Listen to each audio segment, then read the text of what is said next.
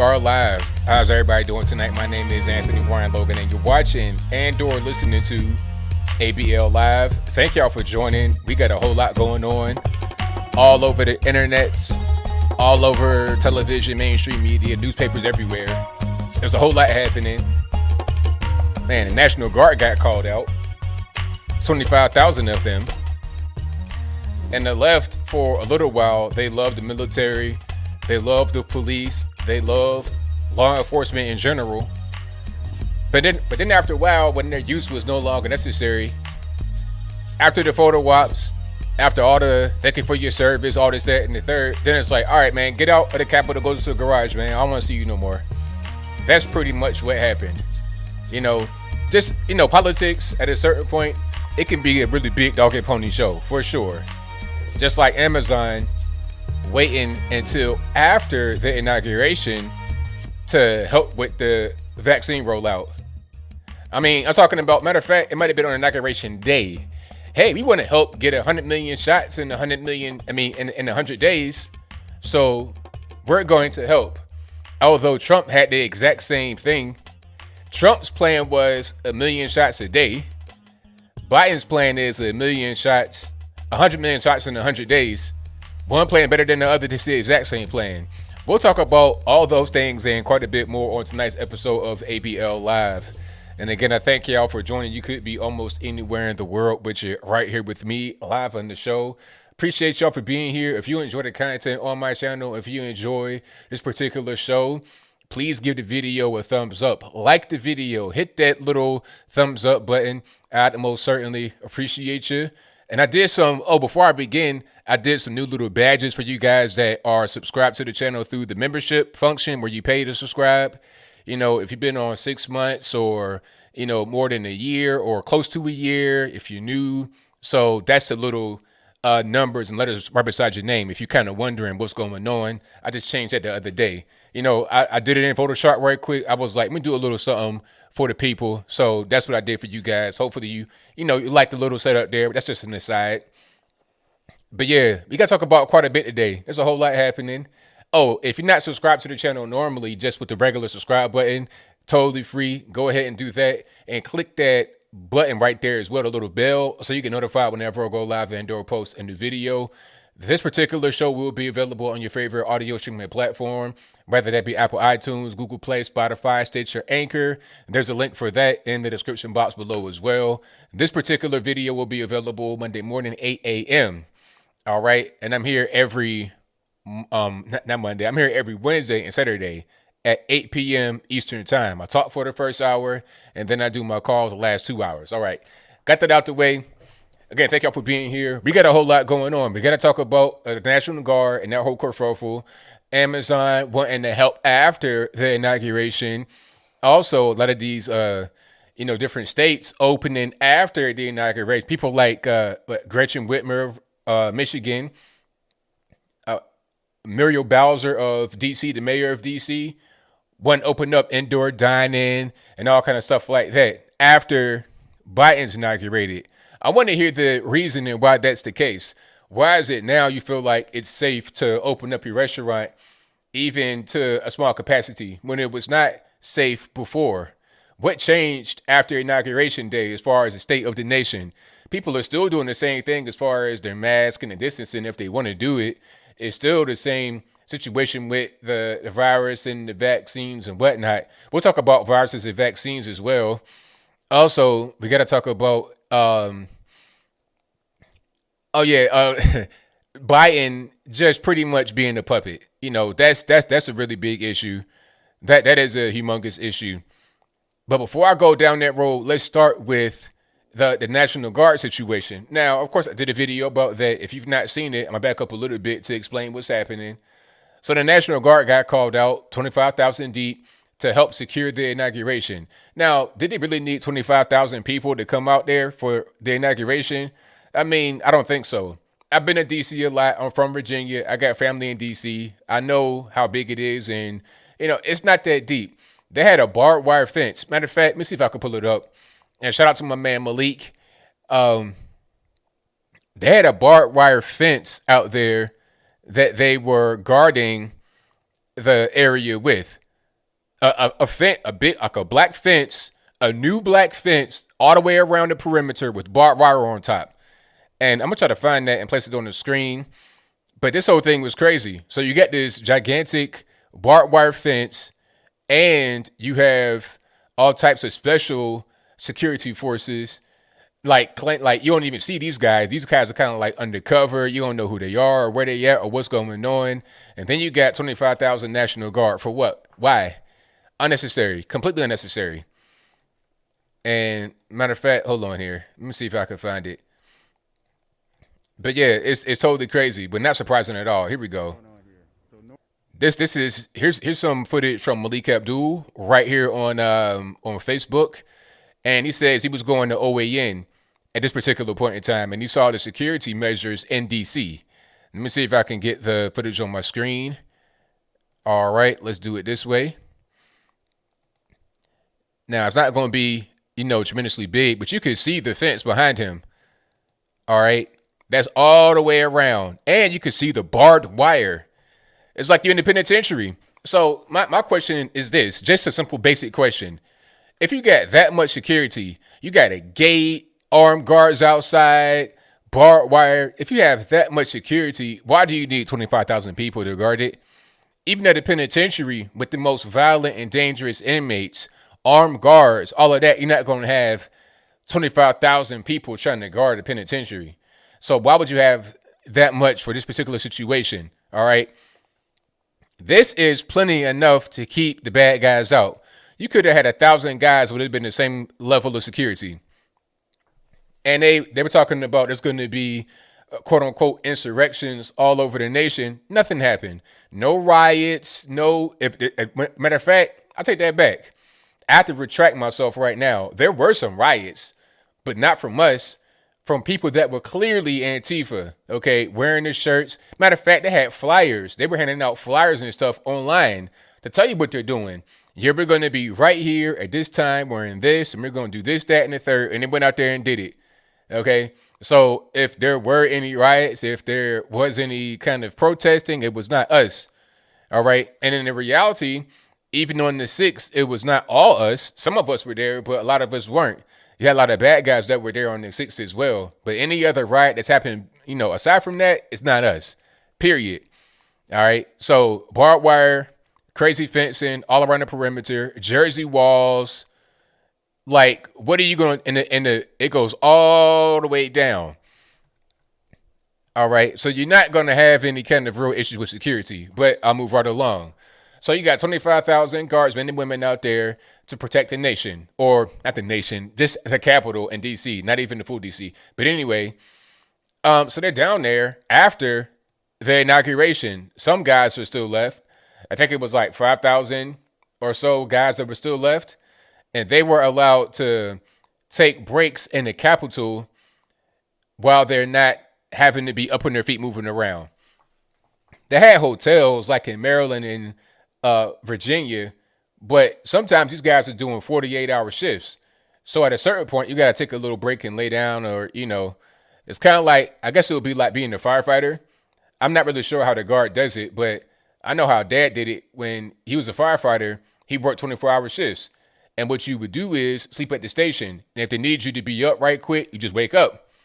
So you could be in the middle of a deep sleep, and when they hear the alarm go off, they got to get up, put the suit on, hop on the truck, go to where they got to go. I guess it's the same thing with the guard. If I'm wrong about that, let me know in the comments. But regardless of what, they had the Capitol building to rest and to chill or relax or whatever the case. They had a little store in there. It's nice and cozy, nice temperature control. Everything's good. But somebody said, hey, you guys got to go out to the garage now and have that as your break area. So if you got to rest or sleep or whatever in between right now in your hotel, then just go over there and do that. But why? If they were in the Capitol and there was no problem during the inauguration, why are you doing your photo ops and thank you for your service? Why go back to the garage right now? And if I'm being sent to the garage, the question is, do you need me anymore? Why am I still here in D.C.? Am I occupying Washington, D.C.? What's really going on? Okay, and I think they said they're going to have some of the guard there even after the inauguration. For what reason, I have no idea. I don't think it makes any sense at all. All right. At a certain point, it's like, all right, let these guys go home. Right. So they send them out to the garage and everybody's outraged. On the left and the right, nobody knows who did it. AOC's upset. Chuck Schumer, Nancy Pelosi, Kevin everybody's mad. Everybody's upset. And nobody wants to point the finger at the responsible party. The guard are saying that it was the Capitol Police that told them to go out there and sleep in the garage. All right. Now, the Capitol Police said it wasn't us. They put out a statement that said, no, it wasn't us, but it didn't say who did it. Then there was a rumor that the Democratic senator from Massachusetts, Bill Keating, got into a tiff with one of the guardsmen. So according to the rumor, not verified facts at all, just according to the rumor, the guardsman was in the Dunkin' Donuts or whatever their store is. It's open 24/7 in or around the Capitol. The guard was in there getting something to eat, and he didn't have a mask on. So then the senator allegedly came up to him and said, hey, you got to put your mask on. Where's your mask? And then the guard allegedly said, well, I enjoy freedom. And from that, that's what kicked the guards out. Not just him, but all of them. I'm not sure if that's true or false, but I just don't know who did it. Somebody did it. Regardless of what the situation is, they got kicked out and sent to the garage. Now, shout out to Ron DeSantis of Florida, Greg Abbott from Texas, and other states that caught their guard back. It's like, what do we have these guys out here for? They're not Nancy Pelosi's servants. They're not there to do photo ops and awkward, little interactions, getting food and stuff like that, and cookies and pizza. They're not there for that. They're there to serve a purpose. If they fulfilled their mission, then relieve them, let them go back to their house and have that be that. If there's still a mission, then let's go forward. But we got to have some proper quartering here. If I'm allowed to be in the Capitol and then I'm not, I need to be explained why. Like, why the change? What's going on? Now, don't get it twisted. I'm not saying that these guys and girls have not been in worse situations. It's not even the point. It's not even about the conditions, about being in a parking garage with one toilet and 2 stalls. It's not even about that. It's about with 1 bathroom and 2 stalls. It's not even about that. It's about the lack of respect. You were in the Capitol, then you're banished to the garage after all the thank you for your service, and we couldn't do it without you, and we love you. After all of that fake love, you get banished. It's just how politicians are. They love you in front of their camera and hate you when the camera go off. That's just how it is, right? That's why Trump was so great, because Trump was the same guy regardless, period. Didn't care. Didn't care if the cameras are on, cameras are off. He's going to be the same guy all the time. But see, some people don't like that. They like politicians. They like a puppet like Joe Biden, and he is a puppet. I'm going to get to that in a minute. They like puppets like Joe Biden because they do whatever they're told. They're not actually leaders. They are people that carry out orders. All right. Like I said, even before this election happened, I was like, if they get a guy like Joe Biden in there, or anybody that's not really independent, that's kind of a puppet, like Obama was and George W., all the rest of them, they don't lead from the front, they lead from the back. They're a figurehead. They have the whole day planned out for them. They got executive orders written for them. They don't even read them. All right. And that's a good segue into what I saw from Joe Biden, allegedly. This would be kind of hard to hear. So it's on my Twitter and it's on my Instagram as well, if you want to check it out for yourself. But Joe Biden was at his desk with a stack of papers, right? A whole stack of papers, executive orders, right? In the folder. He's just opening them and signing them. And he's saying, I don't know what I'm signing. That's kind of what I heard. Like I said, it's going to be kind of hard to hear right here on the stream, but you can check it out on my Twitter and also on my Instagram page. I put it right here on the screen before you, and I'm going to turn that sound on as well. All right, hold on. There we go. Let me try to turn the sound up a little bit, just a little bit, because you're not going to be able to hear much at all if I don't turn it up.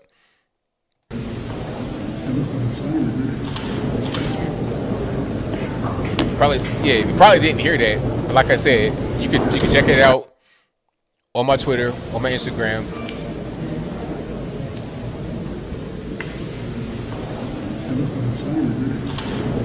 Yeah, I don't know what I'm signing.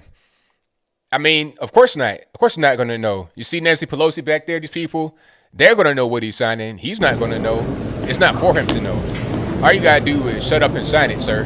That's it. Don't, and no point in trying to ask what it is.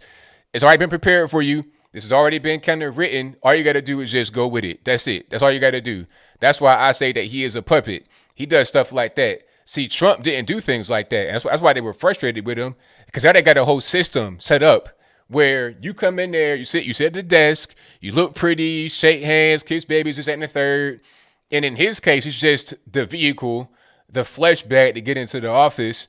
Like, he's just popular with Barack Obama. He's popular because people know him from Barack Obama. People like Obama, and he just got the secondary fame from that. So it's like, all right, man, look, you brought 100 years old. Don't say nothing. Don't even campaign. We got it. Just sit right there and sign these papers and shut up about it. That's it. Trump didn't do that. And that's why they were mad at him, because the system was already in place. It's like, man, just fall in line and do that. And he didn't want to do it. But now that guy will do it. That's why he's a puppet. All right. So, yeah, Joe Biden, terrible.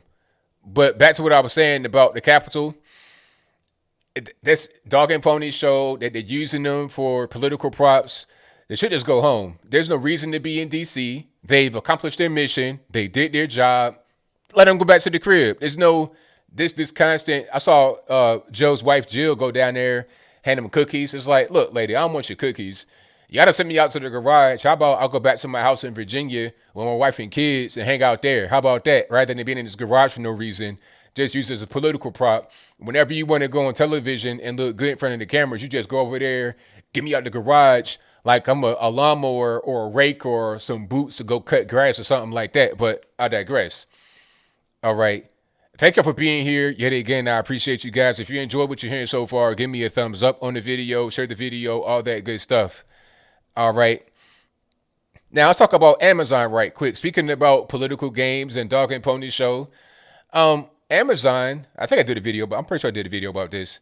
Amazon decided to help with the virus rollout. I mean, the virus rollout, fraudulent slip, the vaccine rollout on Inauguration Day. They said, hey, Joe, we want to help with your 100 million shots in 100 days initiative. We're going to help with that. So whatever you need from us, you got it. It's no problem. Okay. But they also, it was funny because in the letter that I read from Amazon, it was kind of funny because they also like asked the administration for a thing themselves. It was kind of quid pro quo in the letter. Matter of fact, let me see if I can pull it up right quick, because it was a soft quid pro quo. When you read so much news like I do, you kind of pick up on stuff like that. Okay, here it is. Matter of fact, let me see if I can pull up the letter. And this is on CNBC. Ad blocker. I'll take the ad blocker off for now. Let me just go ahead and refresh. All right. I'm going to read a little bit of this, just the first little part, just so we're on the same page. Okay. And again, this is on CNBC. And let's zoom in a little bit. Dear President Biden, congrats to you and your President Harris and your Vice President, President Harris, might as well President Harris, Vice President Harris on your inauguration. Let me see. Amazon stands ready to assist you in reaching your goal of vaccinating 100 million Americans in the first 100 days of your administration. Now, like I was saying earlier, Trump was achieving 1 million shots a day. So, I mean, I'm no math major, I'm no math whiz, but if Trump was able to get 100 days of what he was already doing, that's 100 million shots in 100 days. It's the same exact thing that Joe Biden has proposed. But now all of a sudden Amazon wants to help, although the vaccine has been out there for a minute. Not that I want the vaccine, don't get it twisted. I'm just pointing at the political games that we play. I'll get to the vaccine in a minute. But here comes the grift, as a cool kid say. Here comes the ask, the soft quid pro quo. As a nation's second largest employer, Amazon has over 800,000 employees in the United States, most of whom are essential workers who cannot work from home. We are proud of the role of our employees. have played to help customers stay safe and receive important products and services at home, which is critical for people with underlying medical conditions and those susceptible to complications from COVID-19. The essential employees working at Amazon, fulfillment centers, AWS data centers, and Whole Foods market stores across the country who cannot work from home should receive the vaccine at the earliest appropriate time. We will assist them in that effort. Pause right there. So you just said, hey, we're going to help you roll the vaccine out, but check it out. We got 800,000 employees and they can't work from home and they're working in grocery stores and data centers. And it'd be a shame if our data center closes down and your website goes away, Parler. It'd be a shame if you can't go to the grocery store, Whole Foods. It'd be a shame if you can't go on Amazon Prime and get your one-day shipping, right? So we need that vaccine first. How about that? Matter of fact, before you even answer Joe Biden, we already got an agreement in place with a third-party occupational healthcare provider to administer the vaccines on site.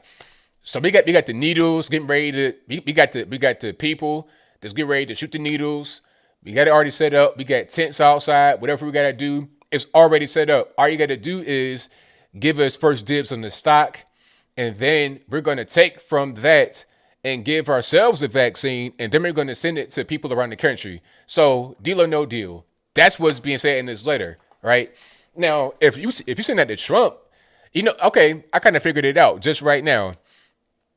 If you give Trump that letter, he's going to be like, I'm not doing that. You're not going to, try to shake me down. But they know Biden is soft and he's not even in control. So it's not even Biden that's going to read that letter. It's going to be whoever his handlers are, and they're down with it. If it means that they can get stuff done better and they can look good in front of the media, they'll do it. Then they build an ally in Amazon, they'll do it. Quid pro quo. Back to this. This is back to the swamp. This is how the swamp operates. This is what Trump was talking about, the deep state, the swamp. This is it right here, right in front of your face. Not even trying to hide it. Because it's like, why? Who's going to call them on? Who's going to come out? Who's going to be on Capitol Hill calling them out on it? Right? Oh, it's definitely extortion. Big extortion in the letter. Soft extortion. But it's still the same thing nonetheless, although it was soft. It was like, hey, man, you can get the vaccine out there pretty quick and in a hurry. We got all the infrastructure set up, but we need the vaccine first. We need first dibs on the vaccine. So what's up? What you want to do? That's what was said in the letter. Right? So, yeah, they're hypocritical. They're whack for not offering their services earlier, but see, the services aren't free. It come with a cost. It come with a big cost, right? They want to increase productivity to be able to make more money, and they increase productivity and also morale at their warehouses and data centers by getting the vaccine in their hands. But like I say, I don't want it anyway, so it doesn't matter to me. I'm just pointing out the blatant hypocrisy, the blatant extortion in that letter. Let's get back to the vaccine. Now, rest in peace to Hank Aaron, Hall of Fame Major League Baseball player, one of the best to ever do it. May he rest in peace. He was 86 years old when he passed away. And also rest in peace to Larry King. I was watching the news tonight. It said he interviewed 36,000. He had 36,000 interviews, not 36,000 people necessarily, because it could have been multiple interviews with the same person, but he had 36,000 interviews. Imagine doing that. That's Iron Man status amount of interviews right there. Joe Rogan, nothing on Larry King as of yet, but that's a different story. I digress. So Hank Aaron and Larry King. Larry King was 87 years old when he died. Now, the media are reporting these stories in a very interesting way. In my humble opinion, I feel like if Trump were still in office, they would be reported much differently. They almost blame Trump for it. They almost say that Trump killed him because in both of their cases, the virus was involved. Larry King had the virus. He was in Cedars-Sinai, Los Angeles, with the virus. All right. Now, when you see the headlines all over the internet, they don't say he died from the virus. They don't say he died after struggling with the virus. Some may, but very few. What they just say is Larry King dies at 87. Hall of Fame baseball player Hank Aaron dies at 86. But they don't talk about the role of the virus in their deaths. Larry King had the virus recently. He was in the hospital battling the virus, right? Like he died in the hospital because he was already there for the virus. But they don't say that. Now, why would they not say that? Because anytime anybody died with the virus beforehand, it could have been somebody that died by getting hit by a car or on a motorcycle accident, and they would say you had the virus. That's what's going on. And they've said it on television. They said that, oh, there can be a motorcycle wreck, and if they had the virus in them, that'd be counted as a virus death. And that's what they did to inflate the number, and we all know that. But now all of a sudden, they're not counting that as a virus death when he was in the hospital with the virus. How does it make any sense? All right. Is it a coincidence that the World Health Organization on the inauguration day came out with new guidelines for being able to count a positive virus result? I'm not a doctor, but this thing called PCR that they measure to see if you have the virus, that's not good enough for a positive virus result. You got to have that and some other stuff and symptoms from the virus to be counted as having it. So when you increase the bar for the virus, as far as whether you have it or not, whether you have a false positive or not, when you increase the bar, you're going to have less virus cases, and then you're going to have less virus deaths. And right after they put that study out, I'm talking about hours later, because that came out like on the 20th or the 21st. Hours later, NPR comes out and says that we've peaked with the virus already. We've peaked as far as the deaths and the cases. How do we know that we've peaked? Like, what are you basing that on? How can anybody know that we've gotten to the top of this? They're talking about new strains and we're opening up stuff. So if we're opening up stuff, then that would mean that there could be more cases and more people that die. How do we know we're at the peak? We're at the peak because we've lowered this. We've raised the standards upon which you can even have it. So you can't get more than what you had before because you're going to have less people with it due to changing the standards. And now they're not trying to say that Larry King had the virus and he probably died as a result of that. And he's old. I mean, he was 87. But everybody knows that. Everybody knows if you catch the virus at that age, you might not make it because you're old. You could die from pretty much anything at that age. If this were like Trump time, they would say he had the virus and he died. Now, as far as Hank Aaron got the vaccine 2 weeks ago. 2 weeks ago. And the reason why he got the vaccine was to encourage Black Americans to go out there and get it. Because, we don't want to get it because of Tuskegee and stuff like that. It's not just us that are kind of skeptical. Everybody's skeptical of the vaccine. Well, not everyone, but a lot of us in general, regardless of race, don't want to get the vaccine. But especially in the Black community, I think they said that Black Americans are the least likely to get the vaccine out of anybody in the country, from what I've been able to read. And if I'm wrong about that, let me know in the comments. I mean, not surprising. We got a history with that where some things that happen that are not supposed to happen. Tuskegee being the main one. And that went on for about 30 to 40 years. And that ended in the 70s. So it's like recently. In my parents' time, when they were like about to be teenagers, this was going on. But I'll move on. So no, we don't want it. And matter of fact, I'm going to pull the story up right here. Okay, this is on CBSSports.com. And it says, hold on. I'm going to get that Tuskegee Experiment. I'm gonna explain that if you don't know what that is. I'll explain that in a moment. Now, here is the story from CBS. Bud Light sells Okay, let's not have the ad play. Or I'll turn the sound off. Let's put it on the screen. Hank Aaron, 86, receives COVID-19 vaccine in hopes to inspire other Black Americans to do the same. This is on January 6, 2021. It's January 23rd, 2021, and he's dead. All right? Now, it says right there, the MLB legend received the first 2 doses of the Moderna vaccine on Tuesday, and 2 weeks later, he's gone. So if the objective was to encourage more Black folks to go out there and get it, this ain't going to do it. And that's why they're not covering it as he got the vaccine 2 weeks ago, then now he's gone. They're going to say MLB legend Hank Aaron passes away 86. They won't say that he got the vaccine, because if they say that, then that kills the whole purpose of him going out there and getting it to begin with, which was to encourage black folks to go get it. Because if you tell me that he died from the vaccine 2 weeks ago, that he got, if you tell me that he died and he got the vaccine, I'm going to put 2 and 2 together. Although I don't know how he died or why he died, all I do know is that he got the vaccine.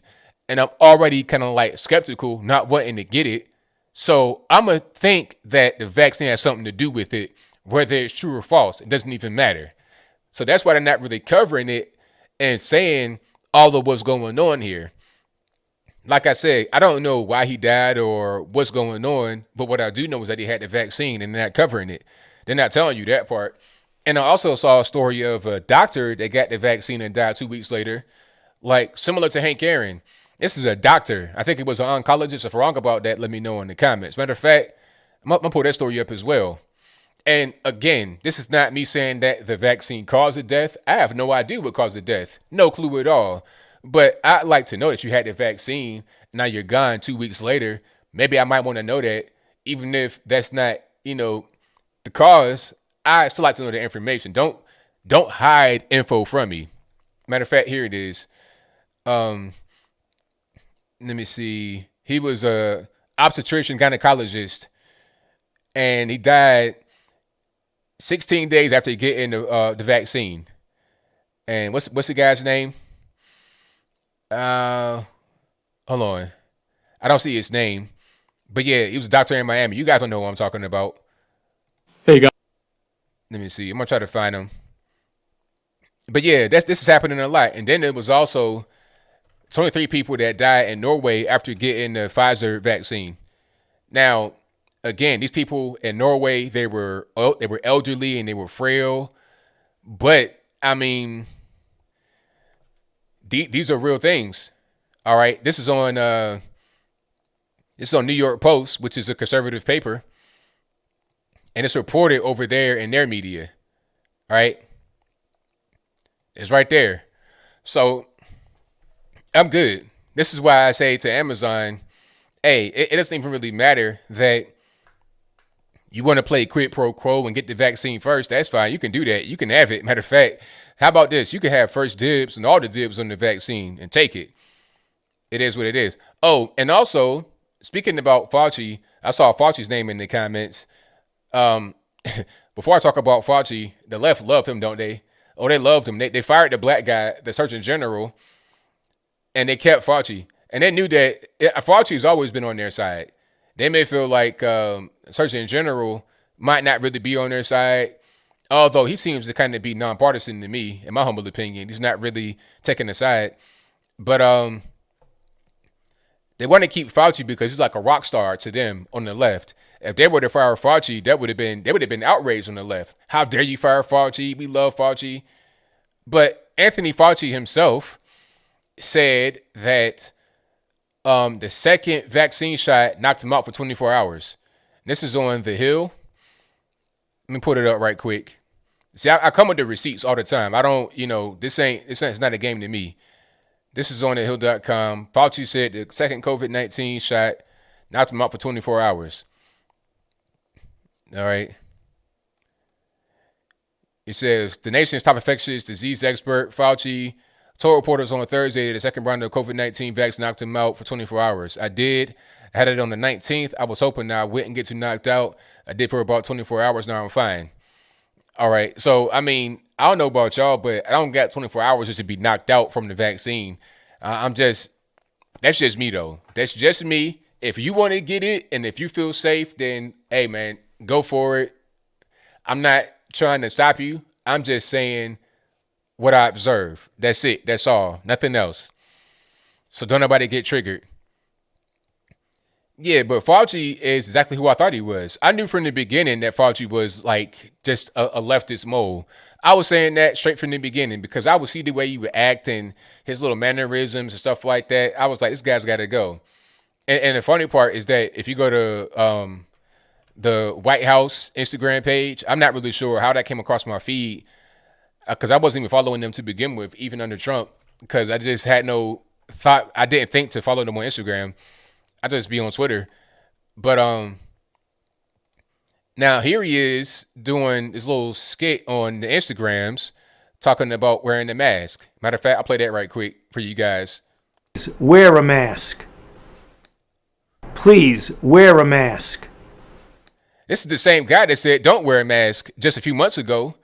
Not even the full year ago, probably about 9 months or so ago. He said don't wear a mask because it ain't going to stop nothing. It might block a droplet or two. But now he's saying, oh, wear a mask and do it for us, all this and that and the third. It's weird. You know, so it's like, let's pick a story and stick to it, sir. If you're going to say wear a mask, it's kind of hard for me to disregard what you said earlier, which was don't wear it. What he said earlier made sense to me. He was saying that by wearing a mask, you're not really going to block many droplets. You might block a droplet or two, but it's not really going to help you. And, you know, that to me, that made sense. And then he said he was lying. So my question is, were you lying then? Or are you lying now to make up for it, to save face, to give us a false sense of hope? And you said back then it was a false sense of hope. So do you want to go back on that and give us that because they could be best for us? And then he said that the reason why he lied back then was because healthcare workers needed the mask and we didn't need to run on the mask because they needed them. Well, they're wearing the N95 mask. I've yet to come across the N95 mask out in the wild. You know, you got guys out here wearing bandanas and panty drawers on their face. So what's that got to do with like a run-on mask? And nothing to do with it. It's just so silly. All right. But again, thank you for being here. Definitely appreciate you guys. If you enjoyed what you're hearing so far, give me a thumbs up. Share the video. Do all that good stuff. And if you're not subscribed already, I don't know what you're waiting on. Go ahead and subscribe to the channel right now. And click that bell so you get notified whenever I go live and or post a new video. I'm trying to find that video of Fauci talking about don't wear a mask back in like March, if I'm not mistaken. And I'm going to find it. Rest assured, I'm going to find it one way or another. Come hell or high water, it's going to get found. All right, there it is. Boom. Right now, people right on time. Here it is. Should not be walking. There's no reason to be walking around with a mask. When you're in the middle of an outbreak, wearing a mask might make people feel a little bit better, and it might even block a droplet, but it's not providing the perfect protection that people think that it is.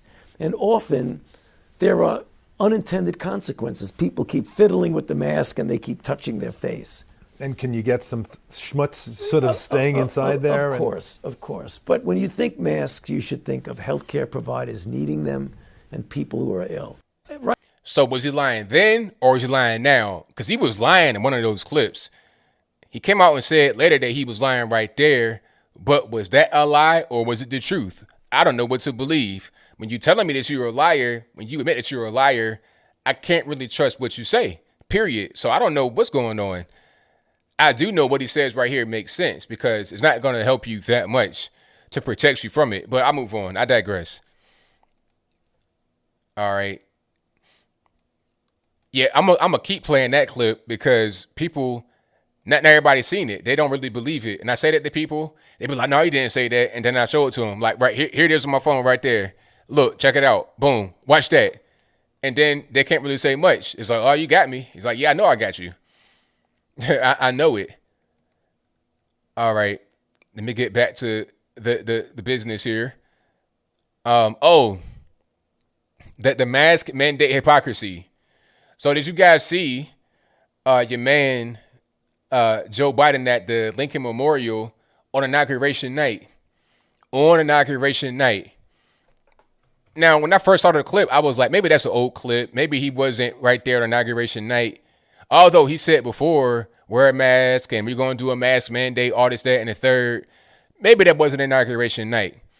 But yes, that was inauguration night. Right after he signed the executive order to require masks on federal property, right?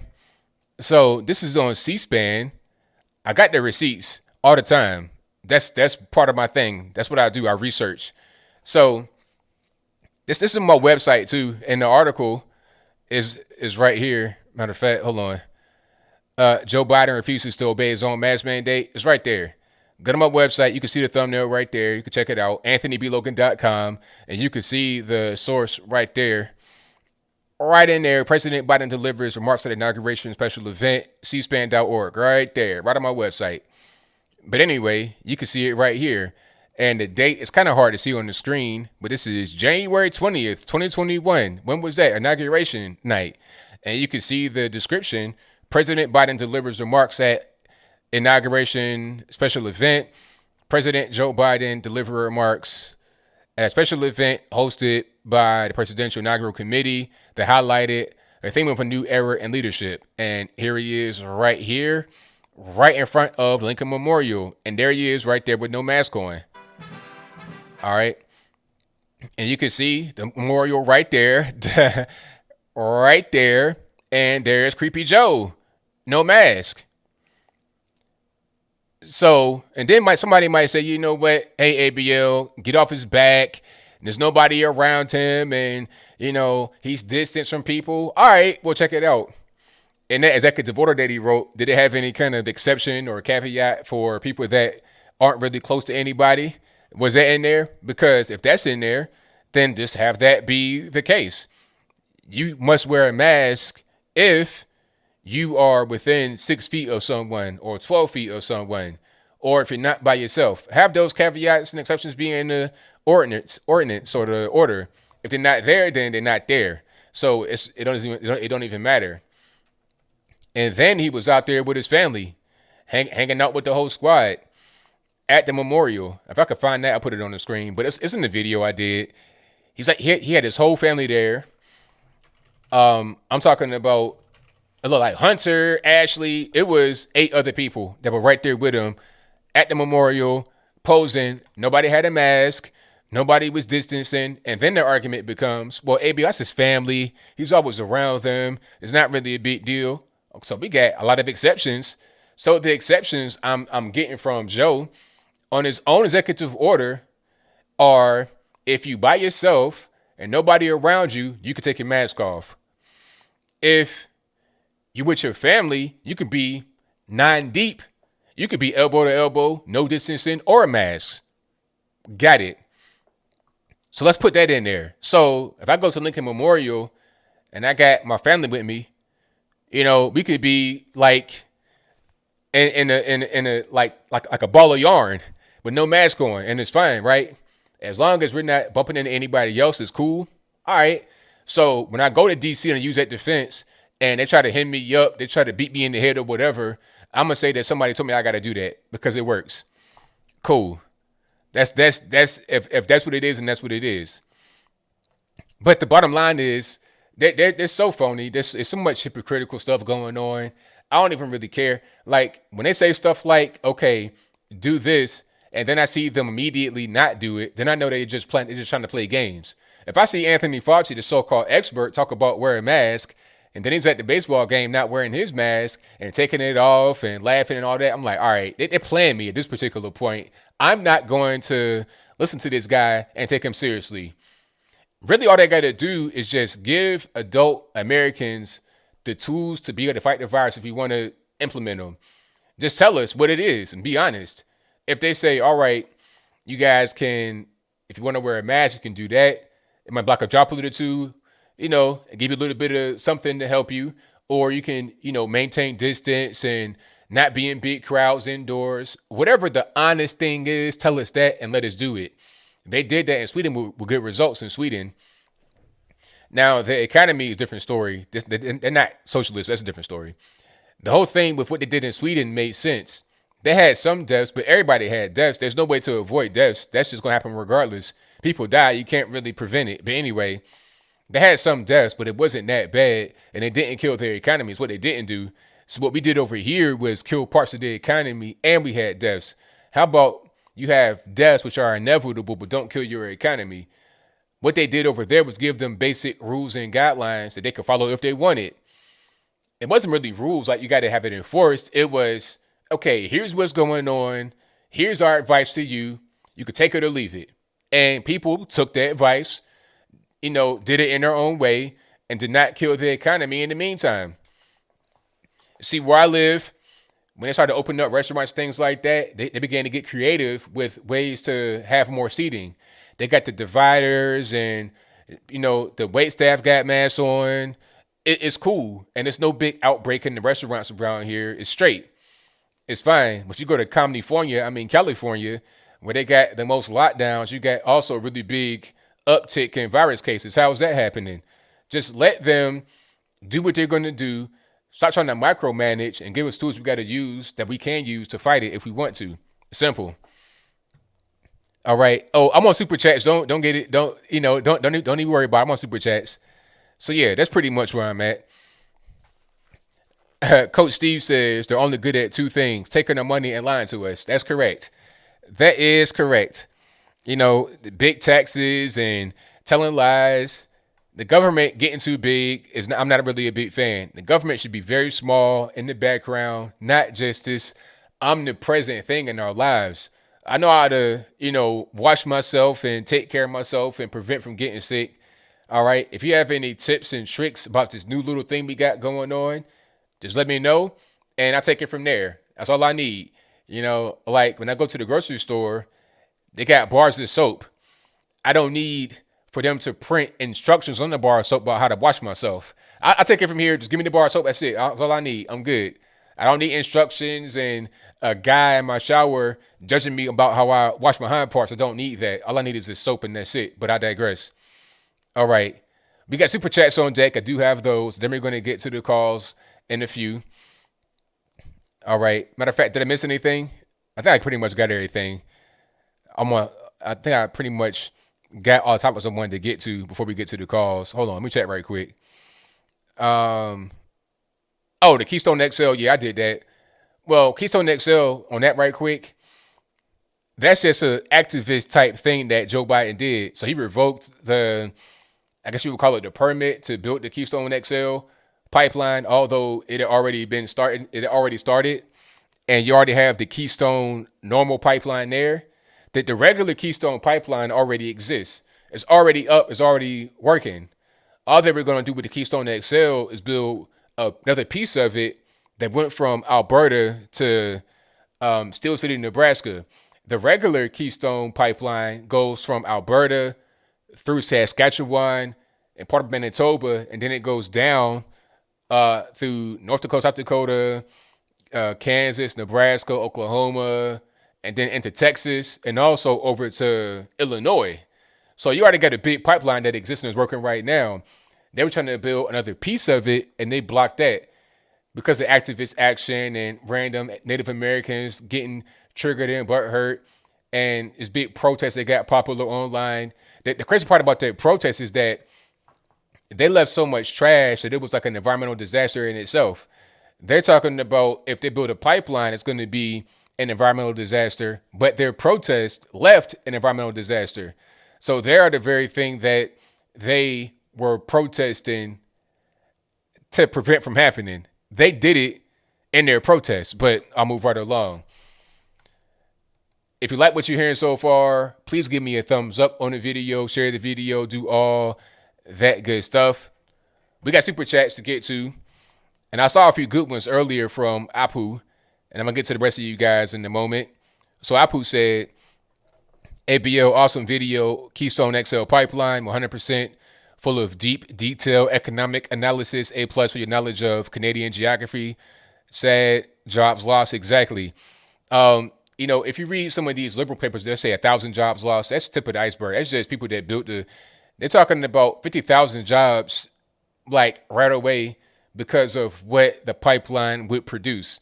Just the pipeline itself being there will create a certain amount of jobs, and those are gone. High-paid union jobs, 30, 40, 50 an hour. Not no minimum wage, $15 an hour. I'm talking about real jobs you can live on, for an extended period of time. All gone because of some activists out there. And, the whole thing about Keystone Pipeline is that what's the problem? There's 80 pipelines that cross the Canada-U.S. border right now that carry natural gas, oil, or whatever. 80 of them. So why is it that why is that a problem? The other 80 are not a problem. There's pipelines that cross the Great Lakes. That's an actual problem because one of those fail, it can mess up a fresh water source.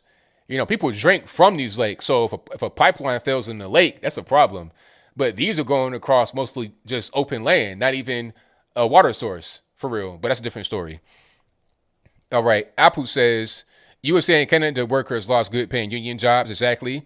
He also says Democrats, National Guard to the garage. Trump offers them hotel. Exactly. Yeah. So when the Democrats or whoever sent the National Guard to the parking garage away from the Capitol, and by the way, like I put a little footnote in my video about the garage.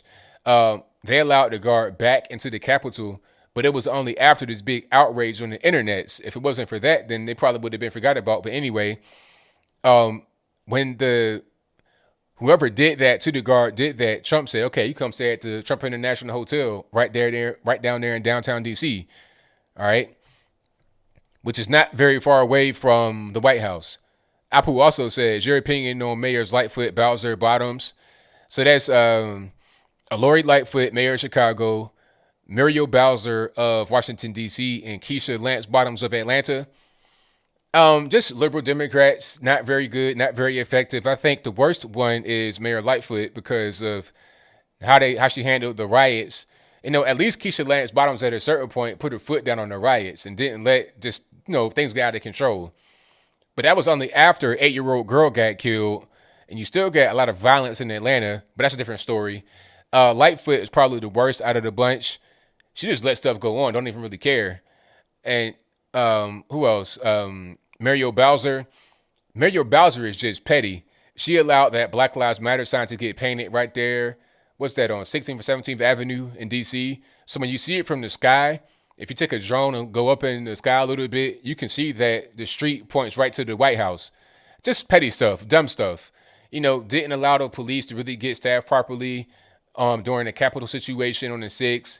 And then allegedly, she was trying to get crew-served machine guns to protect the Capitol on inauguration. Now, if you don't know what a crew-served machine gun is, I'll place that on the screen before you right quick. Hold on.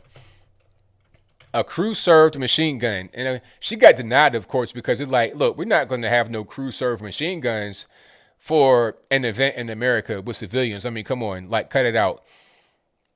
All right. So here's a good example of what she was talking about. That's not really a good picture. Hold on. Let's try that. There we go. Perfect. And let's put it on the screen. So yeah, she was wanting something like that for the Capitol. It's like, really? Come on. Like, stop it.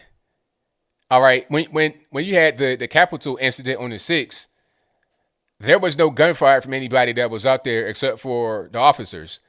I think it was only one shot that was fired from a handgun. One shot from a handgun killed Ashley Babbitt. So why you need this?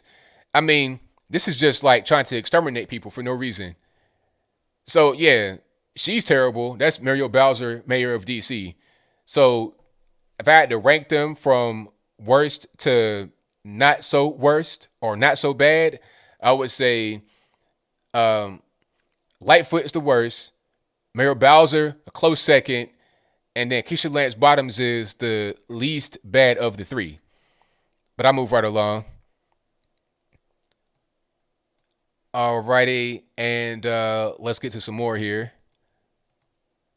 Apu also says, your opinion on trans men playing women's sports. Terrible, because once you allow men into sports that women have, like if you allow men to play women's basketball, women are not going to be able to compete at all. Like if you have a skilled man playing women's basketball, I mean, I feel like we're living in the movie Juwanna Man. If you've not seen Juwanna Man, this is exactly this. Juwanna Man, here's a brief plot of the movie if you've not seen it already. Now, Juwanna Man was played by a guy by the name of Miguel Nunez. Miguel Nunez was playing basketball in this fictional, I guess, NBA type league in the movie. And he was messing up. You know, he had girls and all kind of stuff he was doing wrong, spending money, acting up, just being the fool, right, in that particular league. So he was pretty much just kicked out of that league, of the men's pro league. And he still wanted to play basketball. He still had money. He still had bills to pay. So it was like, you know what? I'm going to go put on the wig and some lipstick and dress and play with the women. So then he was over there playing with women, dominating. I mean, just he was a beast because guess what? He's a man playing women's sports. That's why he was able to dominate. And taking it back to reality, I saw the UFC fighter, what's his name, Fallon Fox. This is a man dressing as a woman, and this guy was fighting women. It was like seeing a man beat on his wife. It was terrible. And the dude cracked the girl's skull, because it's like, you can identify as whatever you want to. I ain't hating, but at a certain point, you got to talk about biology. Your bone structure and your physicality is just going to be different than a woman.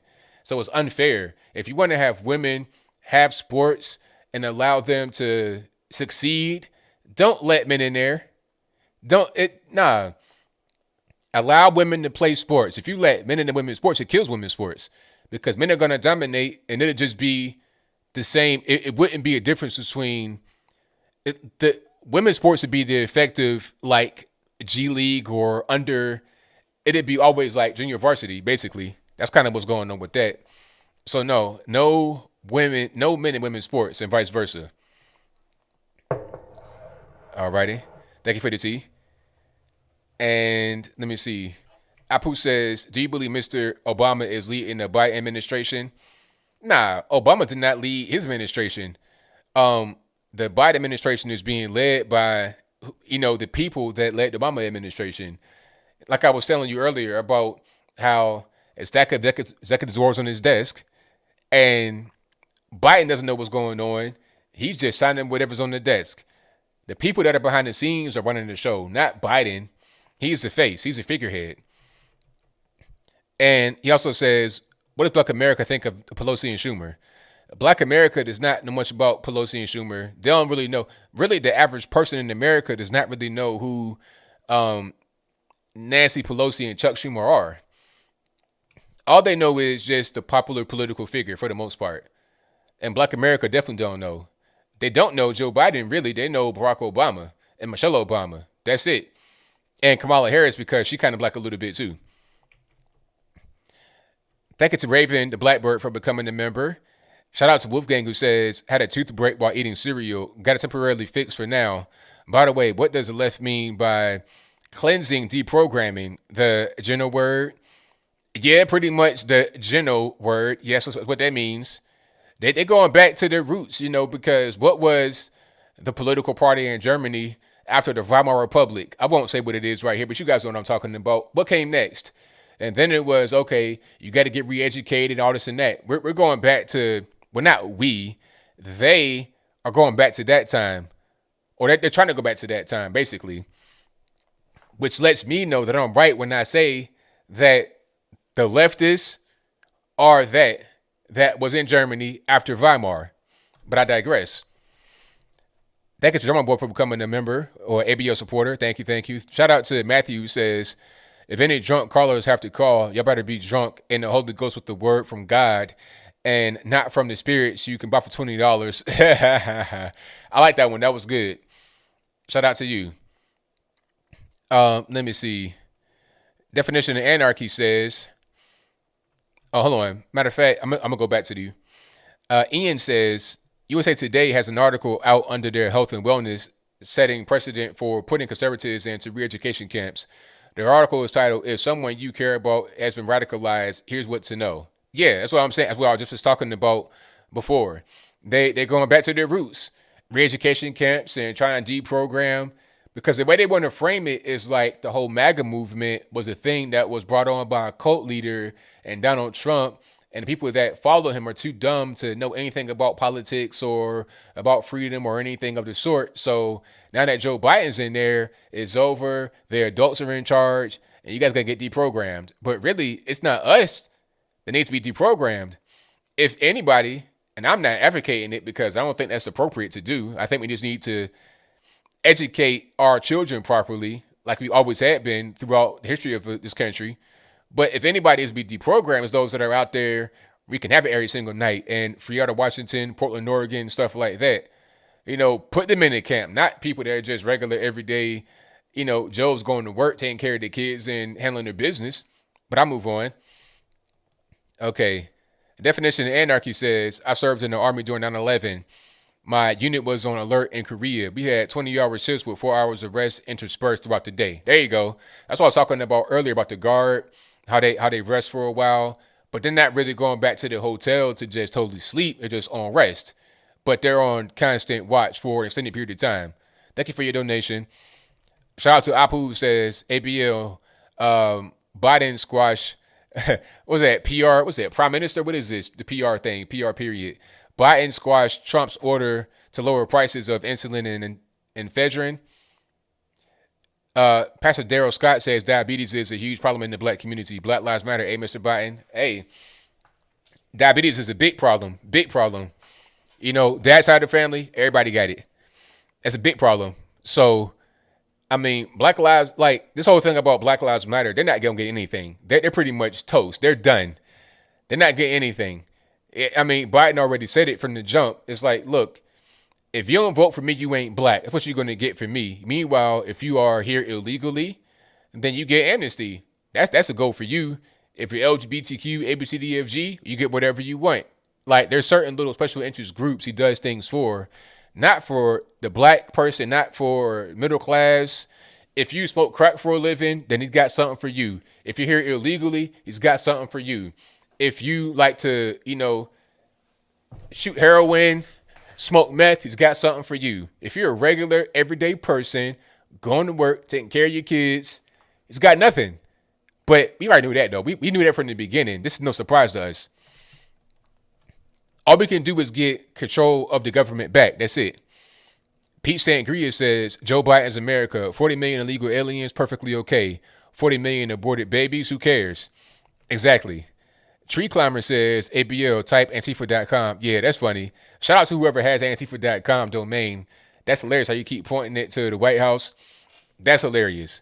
Shout out to you for doing that. Slamming Brandon says, my neighbor's boyfriend serves in the National Guard, and he told me when he came back that basically him and all the others felt like they were being treated and used as props. 1,000%. And it's really a shame because that's not their purpose. They're not there to be props. They're not there to be servants. They're there to actually have a legitimate use. You know, when they're needed for security or for whatever else needed for, they go there for their purpose. When it's natural disaster or whatever the case may be, they're there for their purpose. They're not there just to be used as props and to be on TV and Instagram and stuff like that. They're not there for that. It's so terrible. And then when there's no use for them anymore, just cast them away. It's terrible. Pete Sangria says Biden has a bust of Cesar Chavez in the Oval Office. Chavez was staunchly opposed to illegal immigration. Democrats are going to sink this country. There you go. Matthew says, if info comes out confirming Biden wasn't mentally fit to sign policies and make deals during his presidency, wouldn't it be problematic legally? Wouldn't the things that he enacted be rendered void? I don't know about that from a legal point of view, but problematic, yes. As far as legally what would happen, I have no idea. That's a good question, though. But that's probably you probably got to get a lawyer on the line for that one. That's a little bit too beyond my pay grade. Shout out to Tyler for your donation. Definitely appreciate you, boss. Thank you to Jericho, my man. Jericho Green, who says, no, thanks on the vaccine for me. Yeah, I'm with you on that. I'm not going to be able to do the vaccine. No thanks on that one. I'm with you, boss. Thank you for your donation.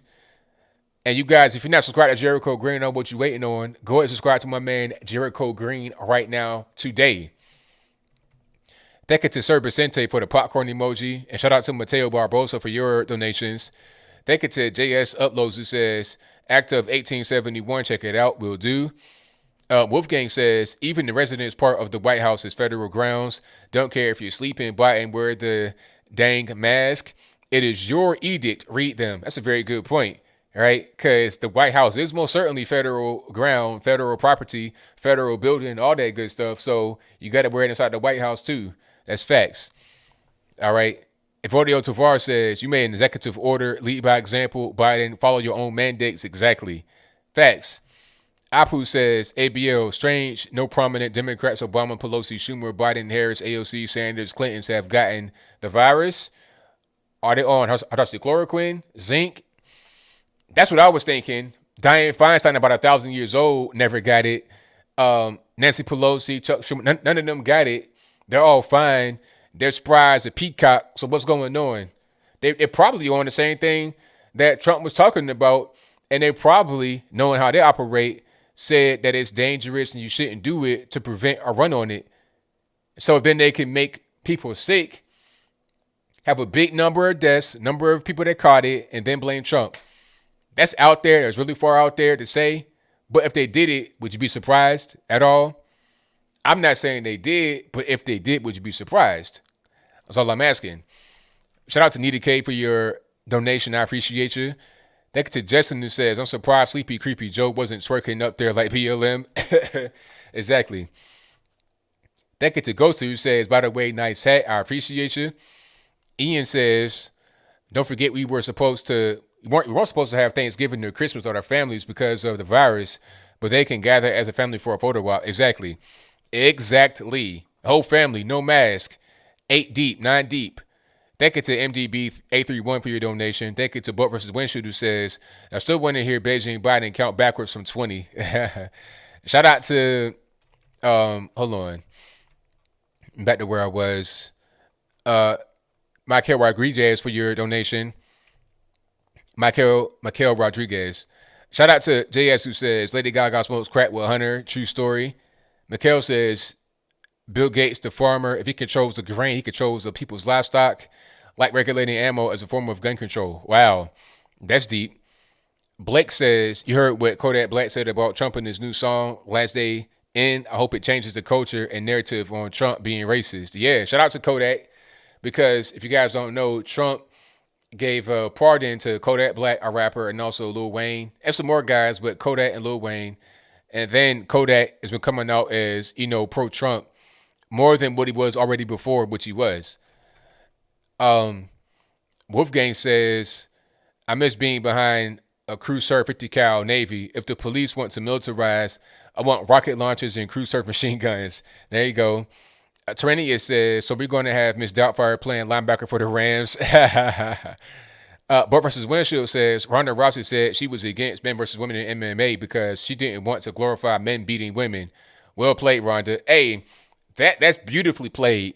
All right, domestic violence. We're against domestic violence, right? So we can't have men beating women. And then it's gonna be like kind of the woke war right there. She's a woman. She does not want to get beat by a man. But then they're gonna say, well, trans women are women, but at a certain point they're not. So how is that really gonna work? Anyway, Wolfgang says, so if I denounce my American citizenship, the left will take care of me. To self-identify as an illegal, undocumented person, that's all? Nice. Exactly. Yeah. I mean, I was reading some time back, probably about a couple years ago, where somebody was like, look, I might as well just go across the border the other way to Mexico, come back illegally, and then just take advantage of my benefits that way rather than being an American citizen. All right. Shout out to Tom who says, this format frames your IQ. Drop the radio show. Just take chats which speak to you. Hadn't watched you for a while because of slow callers. God bless. Thank you for that. I appreciate you. I guess that was a compliment saying that what I'm doing right now is for my IQ. It highlights it. Thank you to Ghoster who says, if someone was a pedophile, would Sleepy Joe have something for me?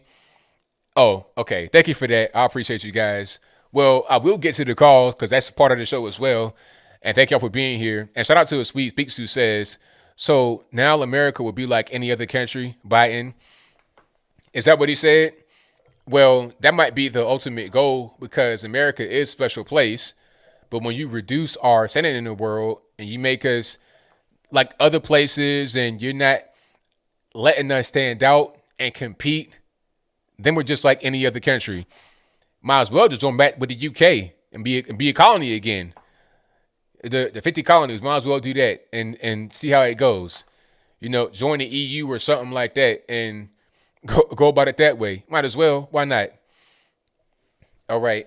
But now the calls are going to be open. If you were trying to call right now, the phone lines are now open. So I'm going to open the lines right now. The number to call is 434-658-1220. If Skype's acting up, it's not my fault. You got to blame the white man for Skype acting up. But we are going to take calls tonight. So y'all just hang tight. Let me just get everything together, and we're going to get right back into it. All right. All right, boom. There we go. There we go.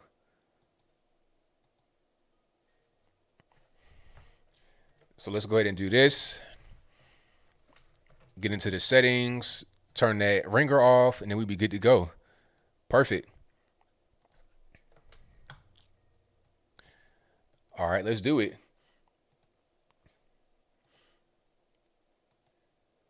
All right, caller, I want to speak to 631. Hello. Hello. Hi, is this Anthony? Yes, it is. Who am I speaking to?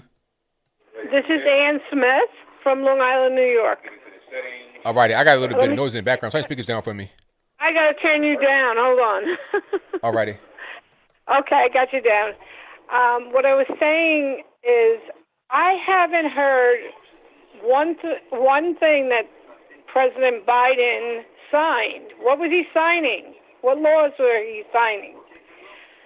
I'm like, what is he doing? I mean, President Trump would actually tell you what he was signing every time he passed a law. And the other thing is with the masks, okay? That's like their tattoo on us. Like, we got that. Because that mask you're wearing is doing nothing but making you sick. Right. Exactly. If you wear it for any length of time, you're going to get sick. And people reuse them, of course, because you can't afford to keep buying one for every time you go in the store and take it off and put it on, take it off. You know, it gets very expensive. I haven't worn a mask since this started. I only wear it in a doctor's office. I went to the emergency room. The doctor, the PA, and the nurse were not wearing masks. Wow. The girl MRI, this was in the emergency room, had everything on because she had to, put an IV in and stuff. But I didn't have the COVID. So it was like, why am I putting on this mask? So the doctor was not wearing a mask?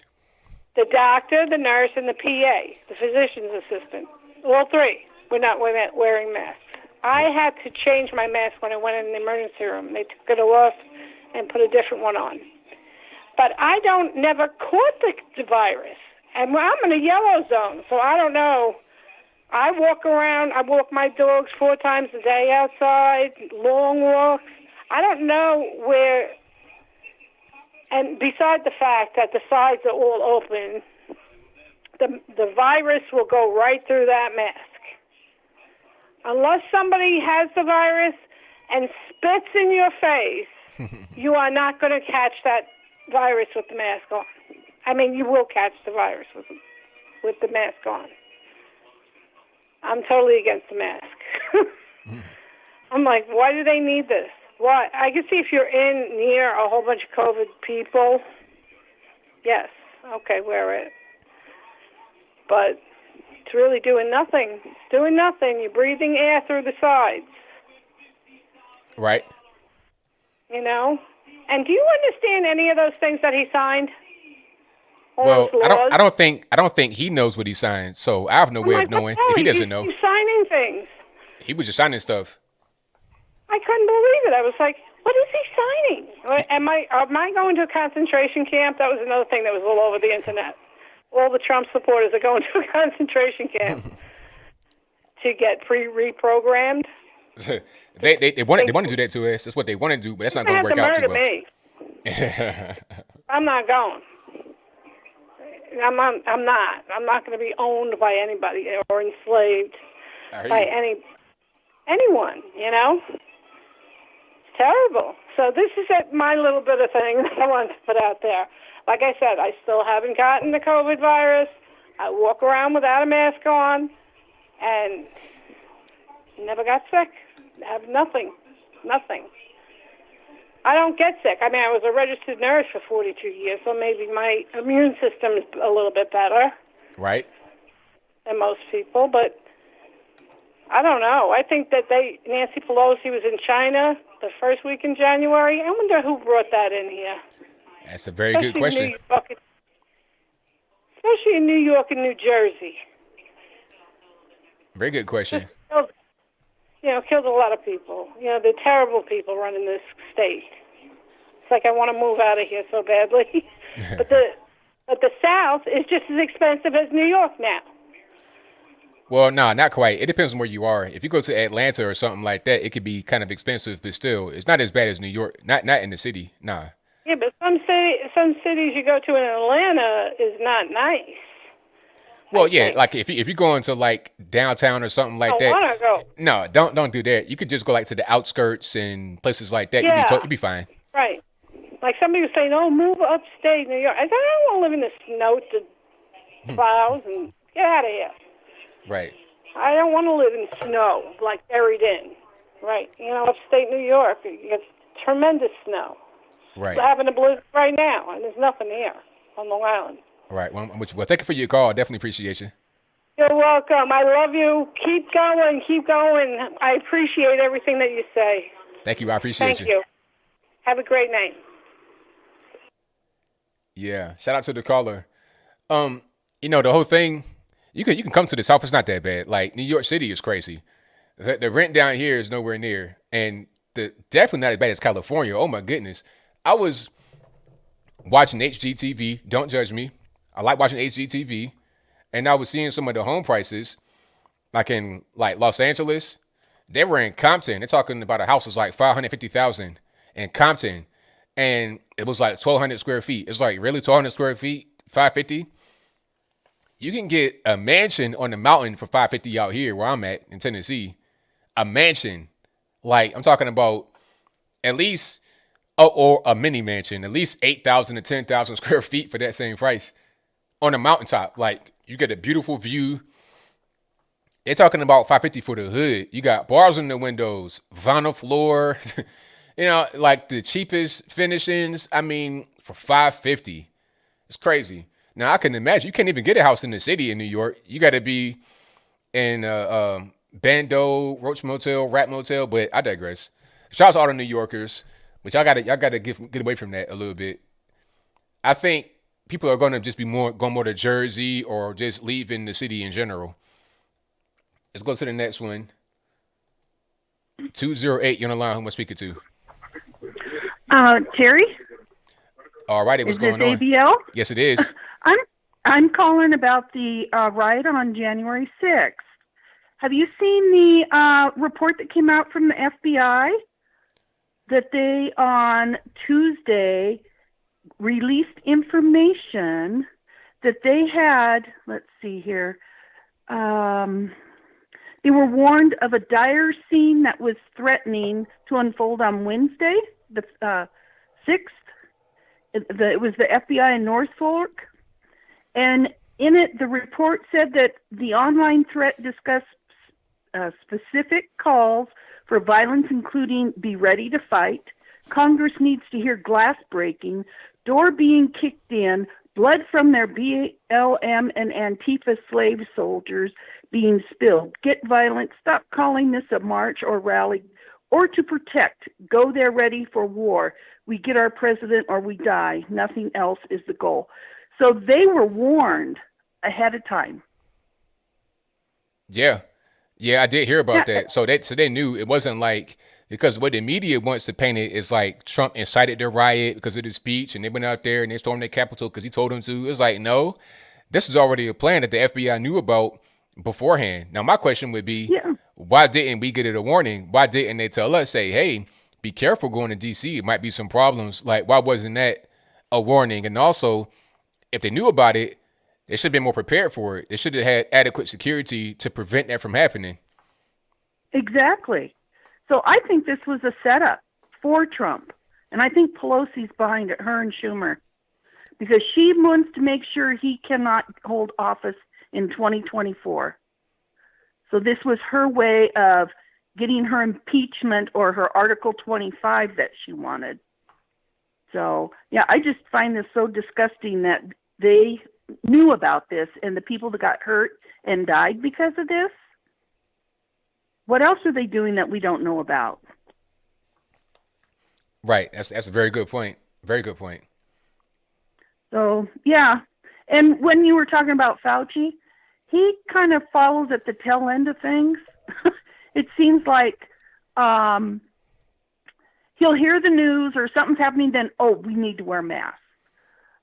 We have this many, he just, I don't know. I don't like the man. He seems like he's after the fact to me. I don't think he has the knowledge like he says he does. I don't know. That's my opinion. But yeah, so I just mainly wanted to talk about the riots because that was horrible what happened. And I think it's really disgusting that the FBI knew beforehand and nothing was done. I agree with you 1,000%. Okay. All right. You have a good night. Thank you for the call. Definitely appreciate you. All righty. Bye-bye. All righty. Let's get to a few more. All right, Skype caller, who am I speaking to? Hello. Hello? Yes. Is this ABL? Yes, it is. I got some noise in the background. Turn your speakers down for me, please. Can you hear me now? I hear you. What's happening? What's up, bud? I can't believe I'm in. Well, I'm glad you're on the show, man. What's on your mind? Not a whole lot. I've been keeping up with you for probably the past year now.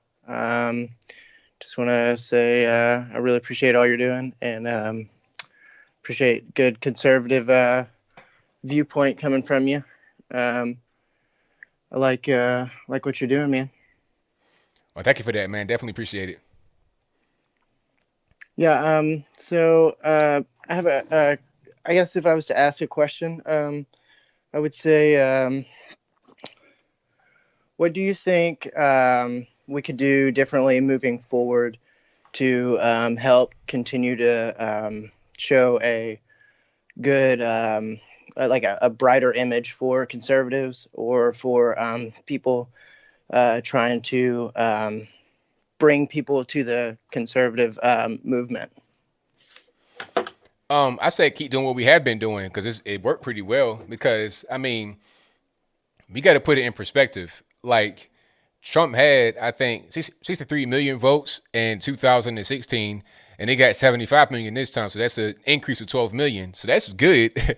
we didn't lose anybody as far as the number is concerned. But what we got to do more, we're already kind of doing it, but we got to do it more. We got to attack that cultural thing because the left are constantly attacking the cultural thing from a lot of different angles, from the mainstream media, social media, movies, television, music, everywhere.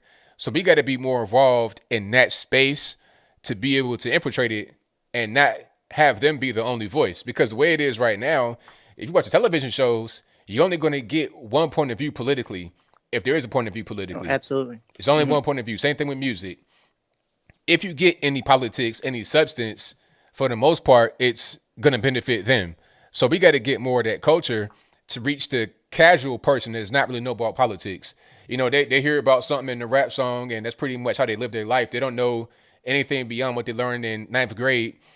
We got to get to them. You know, I ain't trying to judge nobody. I'm just saying not everyone is really plugged into politics. So we got to get them wherever they are. You know, just like, you know, if you're a messenger, prophet, or whatever, go to where they are and seek to reach them there. So we got to do much more of that. Absolutely. Absolutely. Cool. All right, man. So I appreciate you for your call. Hey, thank you, man. God bless you. Appreciate God bless you. All right, thanks. Bye. Yeah, that's a great question.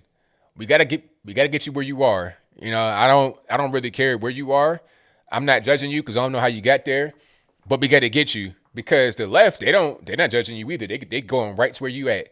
They're going to your living room, to your cell phone, to your car stereo, everywhere. And we got to be there too because if we're not, they're going to be the only game in town.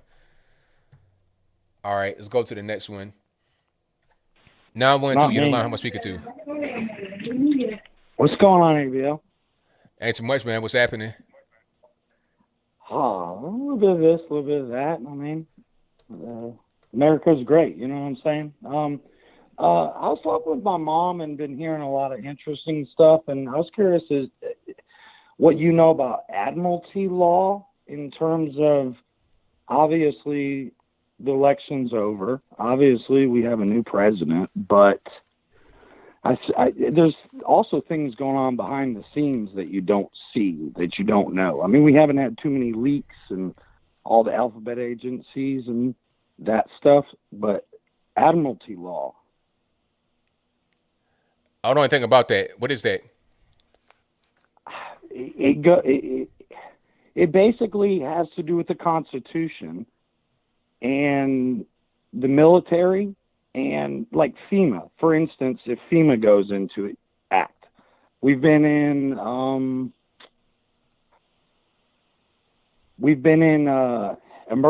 state of emergency since 9/11. So you have different laws and different powers. You know, they talk about martial law, but martial law is not even really something real. It's kind of how people perceive martial law. Okay, you got to keep on going. I'm trying to follow you, but I'm struggling.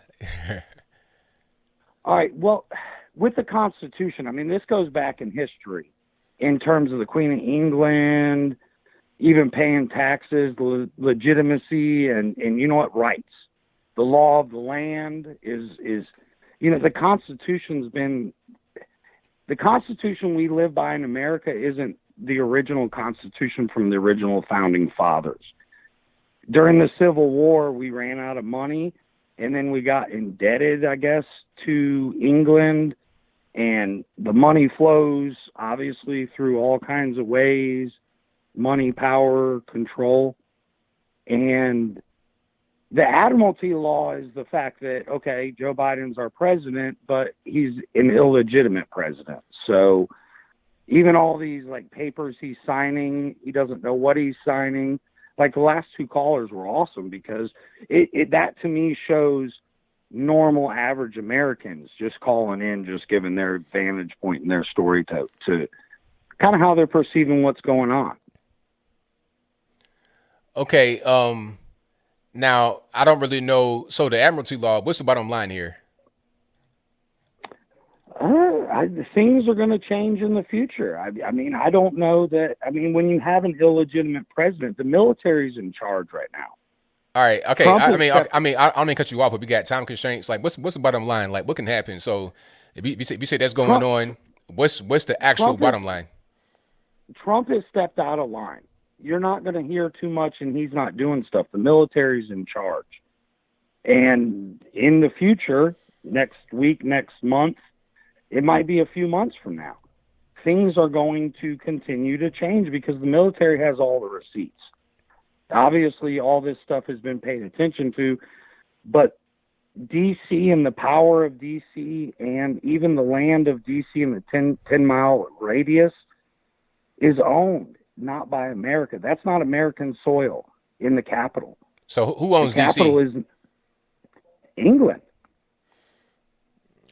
So, I mean, where can I find information about England owning D.C.? I don't know. I mean, my mom knows more than me of stuff. Obviously, I've paid attention to this stuff. I learned stuff. I try to understand as much as I can. But you get new information to stuff. But just, I guess that would be the thing, is kind of look into the Admiralty law. Oh, okay. In terms of its, that would be maybe something, because you research stuff. You know what I'm saying? You're very thorough with what you know and what you don't know, and different people have different ideas. But I know you're talking to a lot of people. I appreciate it. Well, thank you for the call, man. Definitely appreciate you. All righty. Shout out to the caller. Hey, no judgment. I'm just trying to, figure out what's going on. Let's get to some more calls. The number, and the number to call is right there, 434-658-1220. If you want to get in through Skype, there's an email for that in the description box below. Let's get to the next one. 217 on the line. Who am I speaking to? Mr. Logan. Yes, sir. Caller, can you hear me? How are you? Everything's all right. How about yourself? Good. How are you? Everything's great. All right. Hey, I was kind of wondering, what do you think of a third-party solution? Well, what does that really mean? Well, I mean, you got the Democrats and the Republicans, and neither one of them are really doing anything good for we the people. So, I'm kind of thinking that we need to, I don't know if you want to call it a populist party, or do you think that's something that will work? All right. Well, here's what I think. I think that it is going to. Well, first of all, there's more than two parties. Just for anybody else that doesn't really know, I'm sure you know, but you got Well, Libertarian, sure. Independent. There's a lot of different parties, but the issue is being able to gain enough steam nationally to get to really compete truly with established parties. That Democrats and Republicans been around for since the 1800s. So Well, sure. you got to have a viable party, and it can't just be on a national level. Locally, you need to have allies as well locally. So it's going to be kind of hard to really have that start a party and then 2024 they're going to be able to succeed. I think what happened is you should do what AOC is doing. Not exactly as far as the policy is concerned, obviously. I'm talking about what she's part of. She's part of Justice Democrats and also the brand new Congress. I've said it before on the show, but basically, Yes. she's funded by Cenk Uygur from Young Turks and a bunch of other people, Yeah. Soros, all these guys, and she's part of a whole team, which includes Pramila Jayapal, Ayanna Pressley, Ilhan Omar, all these people. Also, Corey Bush, Jamal Bowman. They're part of a squad, is why they call it a squad, and their purpose is to drive the Democratic Party all the way far to the left as one unit, but within the Democratic Party. So if we're trying to, change the Republican Party or to have them go in a different direction or get back on track, that'll probably be the most effective way to do it rather than trying to reinvent the wheel. Just fix the wheel that already exists, you see? Well, sure. Yeah, but what do you think we could do to get the Republican Party back on track, though? That's what I was just saying. we've That's what I was just saying. It's like, okay, if you want to get him back on track, you have people that run. Well, I got to make it a little bit more clear. People need to run to replace those that are in office that aren't really doing good. Lisa Murkowski's, people like that, you can get them out. You could put in our people that represent our needs of the American people, put them in there in these local races, whether it's for senator, congresswoman, put them in there, and then have them be inside the Republican Party, but advocate for things that are going to help us. And they could do it as a collective of allies within the Republican Party and drive them in the proper direction. I suppose my last question to you then, sir, is how do you convince people that the new Republicans, so to speak, are not going to be the same as the old, the old song, that here's the new boss, same as the old boss, Well, it's the same way that AOC did it. The same way that AOC did it, because you already had you had an incumbent in there for I don't know how many times. Joe Crowley, he was a high-ranking member of the Democratic Party, and you Yes, just sir. do it. You get money together, you campaign, you put a message out there, you tell everybody what's going on, you open, you're transparent, you're honest. You can say the same exact things we said right here tonight. Because, really, you got to convince people that the new party, if there was to be a separate party outside of the Republican Party, you got to convince people to vote for them aside from who they've been voting for their whole life. You got to convince someone that's been voting red since they've been a little boy and they're 80 years old to vote for a new party. So either way, you got to do some convincing. I think it'd be easier in a shorter period of time to convince people to still vote the same way they voted before, but to pick better people in the same party, if that makes any sense. I would agree with you. I would agree with you. Well, thank you very much for taking my call. I'm a big fan. I think you're doing a good thing for the country. Again, I thank you very much for taking my call. I appreciate you giving me your time, and God bless you, sir. Thank you for the call. Definitely appreciate you. All right. Thank you. Good night. All righty. Yeah, definitely use the same approach because they did it very quickly. Just as Democrats, they didn't have to start a new party and try to, compete with the Democrats. They joined the Democrats and then changed the Democrats because now the Democrats are bending to the will of AOC and Ilhan Omar. They're the face of the Democratic Party right now. I saw Tucker. He had a video. I didn't watch it, but I saw the headline, and it said, "We voted for Joe Biden and got Bernie Sanders," because Joe Biden is doing whatever the far left wants him to do. They influence the AOCs of the world. They influence the whole party, and also the young people, the clerks, not the actual the state, the employees, the deep state. All these people, They're being influenced by the young blood in the party, the new people in the party. They're being influenced by them, and they're being pushed in the far leftist direction. That's what's going on. And if we're trying to have some success in changing the Republican Party, we gotta go about it the same way. Just push them in the positive direction, rather than what they're doing on their side on the left, which is going in the wrong direction. But I'll move on. Let's go 850. You're on the line. What speaker to? Oh, wow. I didn't think I'd get through. This is Greg, and I just wanted to call and say that we've been watching you guys for a while, my wife and I. Really love the show. Oh, thank you, man. That's I appreciate that. Thank you. Appreciate That's all, you. really. Well, have a good one, man. All right, same to you now. All right.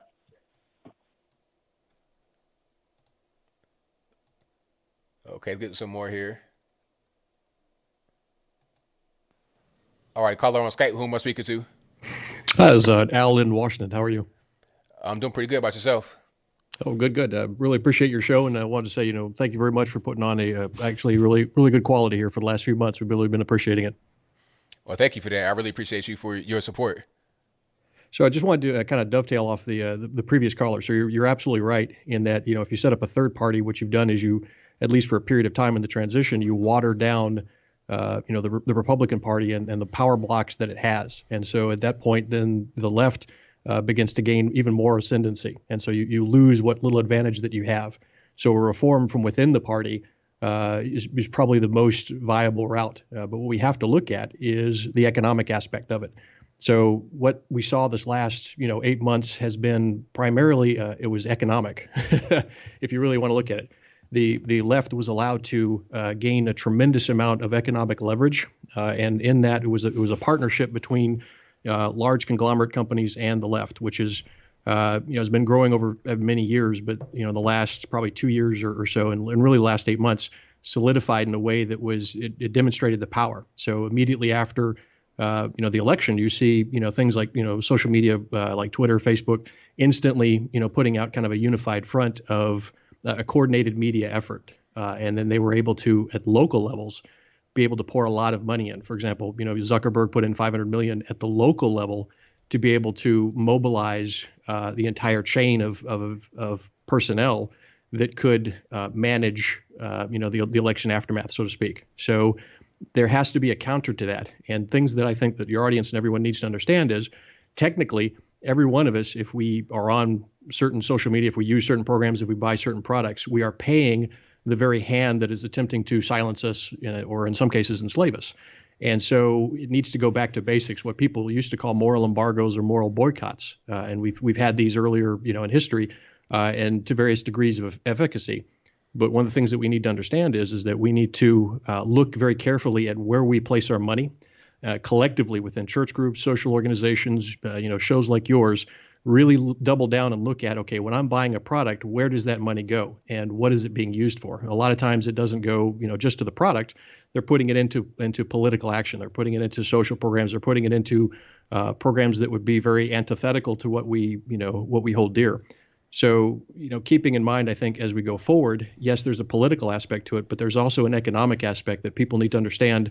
Everything from, which brand of toothpaste you buy, which social media you log into, up until where do I put my money for my 401k, that money can be actually used against you. And so being smart with your money and, organizing at the local, regional, and national levels for managing those funds to go to, for lack of a better word, the good guys, to go to some positive things to break free of kind of the tyranny that we're under now. Is important, and it's a good way for people to channel their energy, because right now a lot of people are confused, a lot of people are not sure what's going on, but I feel it's a constructive way to mobilize people and to organize them to do something constructive and good that's nonviolent, and at the end will have some good effect to it. Wow, that was very good, man. Like, are you on television? Are you a newscaster?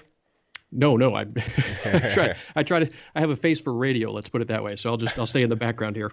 that was very good, man. I couldn't say that better myself. I thank you for that. Well, sure. Well, thanks, and keep up the good work, and I'm looking forward to some good things in the future here. All right. Thank you for the call. Definitely appreciate it. Thank you. Wow. I mean, that was a great call. I couldn't add nothing else to it. You said it right there. Said everything. Very good. Yeah, run that back. If you didn't hear that, run that back and listen to it or play it on the repeat. And that's a good segue into letting you know that this show will be available on your favorite audio streaming platform, whether that be Apple iTunes, Google Play, Spotify, Stitcher, Anchor, etc. And a link for that will be in the description box. It'll take you to Anchor, but from there, you're able to go to your favorite audio streaming platform. You can also just go to your favorite app for podcast and search ABL Live. I should pop right on up. Also, if you want one of these beautiful flags that are behind me, handmade right here in the good old US of A, to whatever kind of design you want, you can have my same flags, different flags, whatever you want, 100% wood. You can go to BHE Designs, and I'll put the link right here in the chat box. It's also always in the description box below if you miss it on the chat. All right. Also, go to my website. It'll be a tab that says something about flags. You can go to it from there. It's all good. But use that link. Helps me out a lot if you use that specific link or my website link or the link in the box. All righty. Let's get to the next one. And the number to call it again, 434-658-1220. 773 on the line I'm speaking to. Hey, Bill. What's going on? Who am I speaking to? This is Andrew, one of your mods from last time. All righty, man. What's going on? Well, a lot.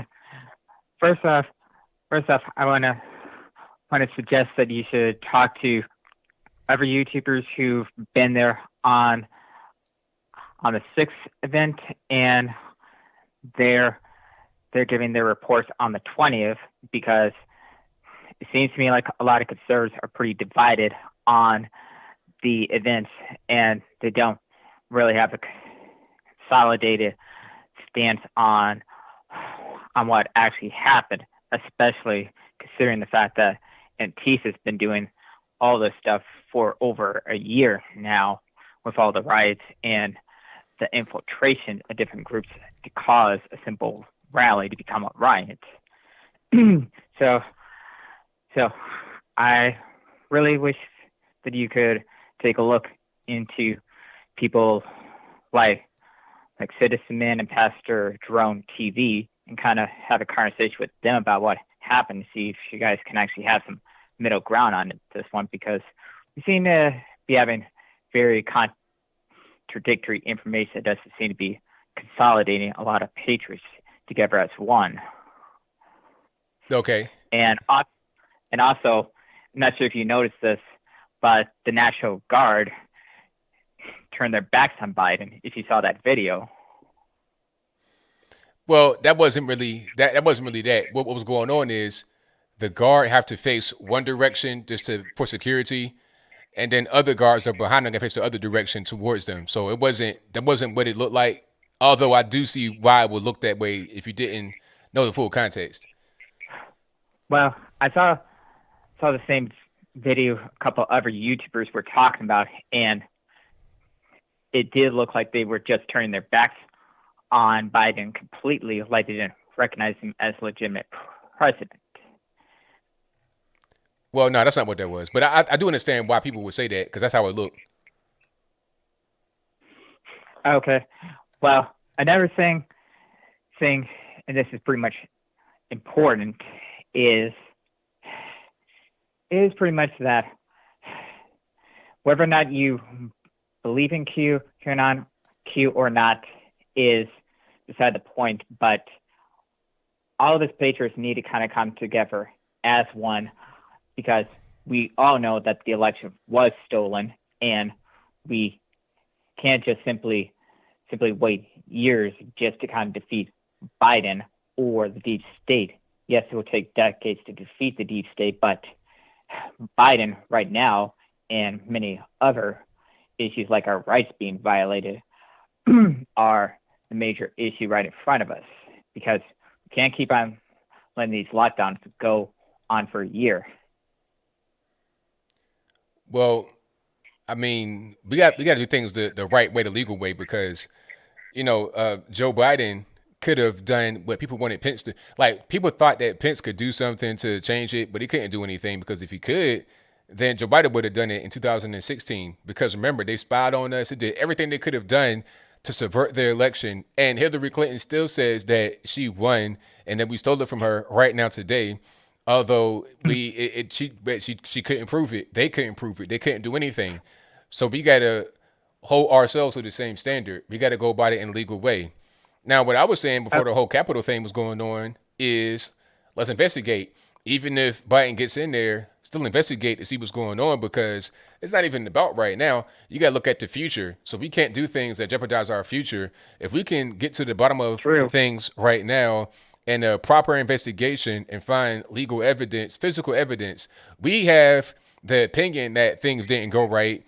And there's a lot of things that would suggest that our opinion is correct. But we got to have that hardcore physical evidence to go to court. What we have right now ain't gonna hold up in court, because obviously it didn't already. Well, we gotta have that smoking gun, take it to court, and be able to win like that, not just for right now, but also for the future. So we gotta go about it that way. Okay. And take a look at from what mainstream media is saying, particularly from the Tribune and other sources. They're saying thanks to Biden being in office right now, they want all these illegals, particularly Muslims, to kind of go into the country right now just because their candidate won. And that should actually kind of spell a lot of red flags to a lot of people. Because this seems to me like it's not about a simple election. It's pretty much more deeper about cheating, which everybody knows happened this election, and the receipts from the times when they did all those hearings for months is crystal clear. So all this type of excuses we're hearing from the Democrats is pretty much unjustified. And us conservatives need to kind of stop acting a little bit passive about all this, because having this defeated mindset is not going to help us win in the long run. Yeah, but we got to be smart too, though. We got to be smart. We got to use our brains, because if we go out there and do foolish things, we're not going to get success that way. The whole thing with the Capitol, that was not a brain. That was not. I'm not saying. I'm just saying in general, we got to just do things correctly. Because I'm reading some of the comments. We got to do things correctly and use our brain. We got to be super smart. We got to be above these morons on the left and do things the right way. Because if we don't, then it just ain't going to work out too well. But thank you for your call, man. Definitely appreciate you. Okay. Final thing is that I have no more time. I'm sorry. Thank you for your call. Joe Biden doesn't have a brain, so I got you. Thank you for your call. Okay, bye. All right. Let's get some more calls. Thank you all for being here. You guys are the best audience anywhere on the internet. I couldn't do it without y'all. 720, you're the line. Who am I speaking to? Hi, this is Andrew Wilhelm. Hi, ABL. What's going on, man? How's everything? It could be better, but you know, with Biden and all that. But hey, you're awesome, dude. Just wanted to tell you that. Thank you. You're welcome. I had a question. Do you think that this election will be found out? I mean, what's your personal opinion? I mean, I don't know. That's a good question. I feel like we took a step back with the whole Capitol thing, even though I think that wasn't really all the way us. It was a lot of infiltrators and some of us that were there. It just kind of reduces the public's desire to see an investigation. Therefore, it's going to reduce the ability of us to get an investigation that's serious. So it's hard. You think they're genuine? Huh? The people who are saying that, the people who are accusing the whole right or whoever, all the supporters being there, of being the ones who attack, you think they're being, the ones who are saying this are genuine for the most part? It depends. Then? It depends on who you mean they. If you're talking about just regular people, yeah, they're genuine because they're ignorant. They don't know any better. They're gonna say it's all of us that do it and we're all bad. To those that already hated Trump supporters, this is just evidence for them to prove their pre-existing viewpoint. If they hated Trump and Trump supporters, they're gonna say, "Look, see, we told you because of that incident." They're gonna ignore all the BLM violence because it doesn't go to their narrative. But those that are on Capitol Hill, they know what's going on because they were warned beforehand. The FBI said what's going on beforehand. So they know it's not the majority of us. They know who we are. They know we're just regular people. They know that, but it doesn't matter because they're playing the game. Politics at a certain point is like a big, long chess game, way too long chess game. They're playing the game. So they got that in their back pocket. It's like, oh, okay, I got this. I'm gonna just play this card until it gets worn out. Same thing with Charlottesville. They play that card almost every single day, and that was 4 years ago. So this is like a new Charlottesville that came at the very end of the term. So now they're going to use it for different things. They're probably not being genuine, but it doesn't even matter because how many politicals are genuine? Not very many. Mm. Do you think that there's enough evidence that can be brought to light regarding the people who attacked the Capitol, or that information will get out to the public en masse, and that they could see a better light or have a better opinion of the people who were there at the rally? Well, I mean, it's already pretty much known who was there because they got videotape. They could see who was there. So we know who was there. But see, the problem is that it was Trump supporters that were there too. So like, I'll put it to you like this. Okay. It could have been a rally where it's a Trump rally or a rally for Trump. It could have been all Antifa guys with 2 Trump supporters. That's all it would take. Because you can identify them 2 people and say, see, look, Trump supporters. You can have a bunch of Antifa guys, Black Lives Matter. You can have guys getting arrested with the picture on the news, all of that from Black Lives Matter. It doesn't matter because it was a Trump event. You had some Trump supporters there. That's all you need. And you got people that are Trump supporters that everybody knows claiming it like, yeah, that's us. And it's like, wait a minute, let's not do that. Let's talk about the whole thing and who was there. No, that's us. We did it. So you can't really, it's hard to fight against it. It's just strategically, it wasn't a good thing that happened because it involved some of us, even if obviously it was not all of us. That sucks. That's what I'm saying. That's why I was so against it, because I know how they operate. I already saw the conclusion of this. So do you think there's any way that our side or the right or the people who supported Trump, there's a way that we can recoup our image, or was that lost?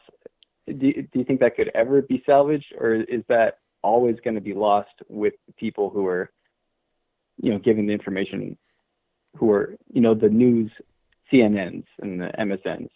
Well, the good news is that the people that think this way about us probably already thought that way from the beginning. So you're not really going to have a lot of people that all of a sudden hate Trump supporters because of the Capitol.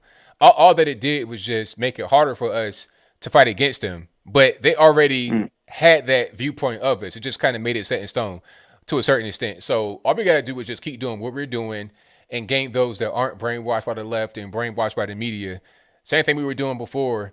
Gain more on our side. Talk about things that matter. Get involved with the culture.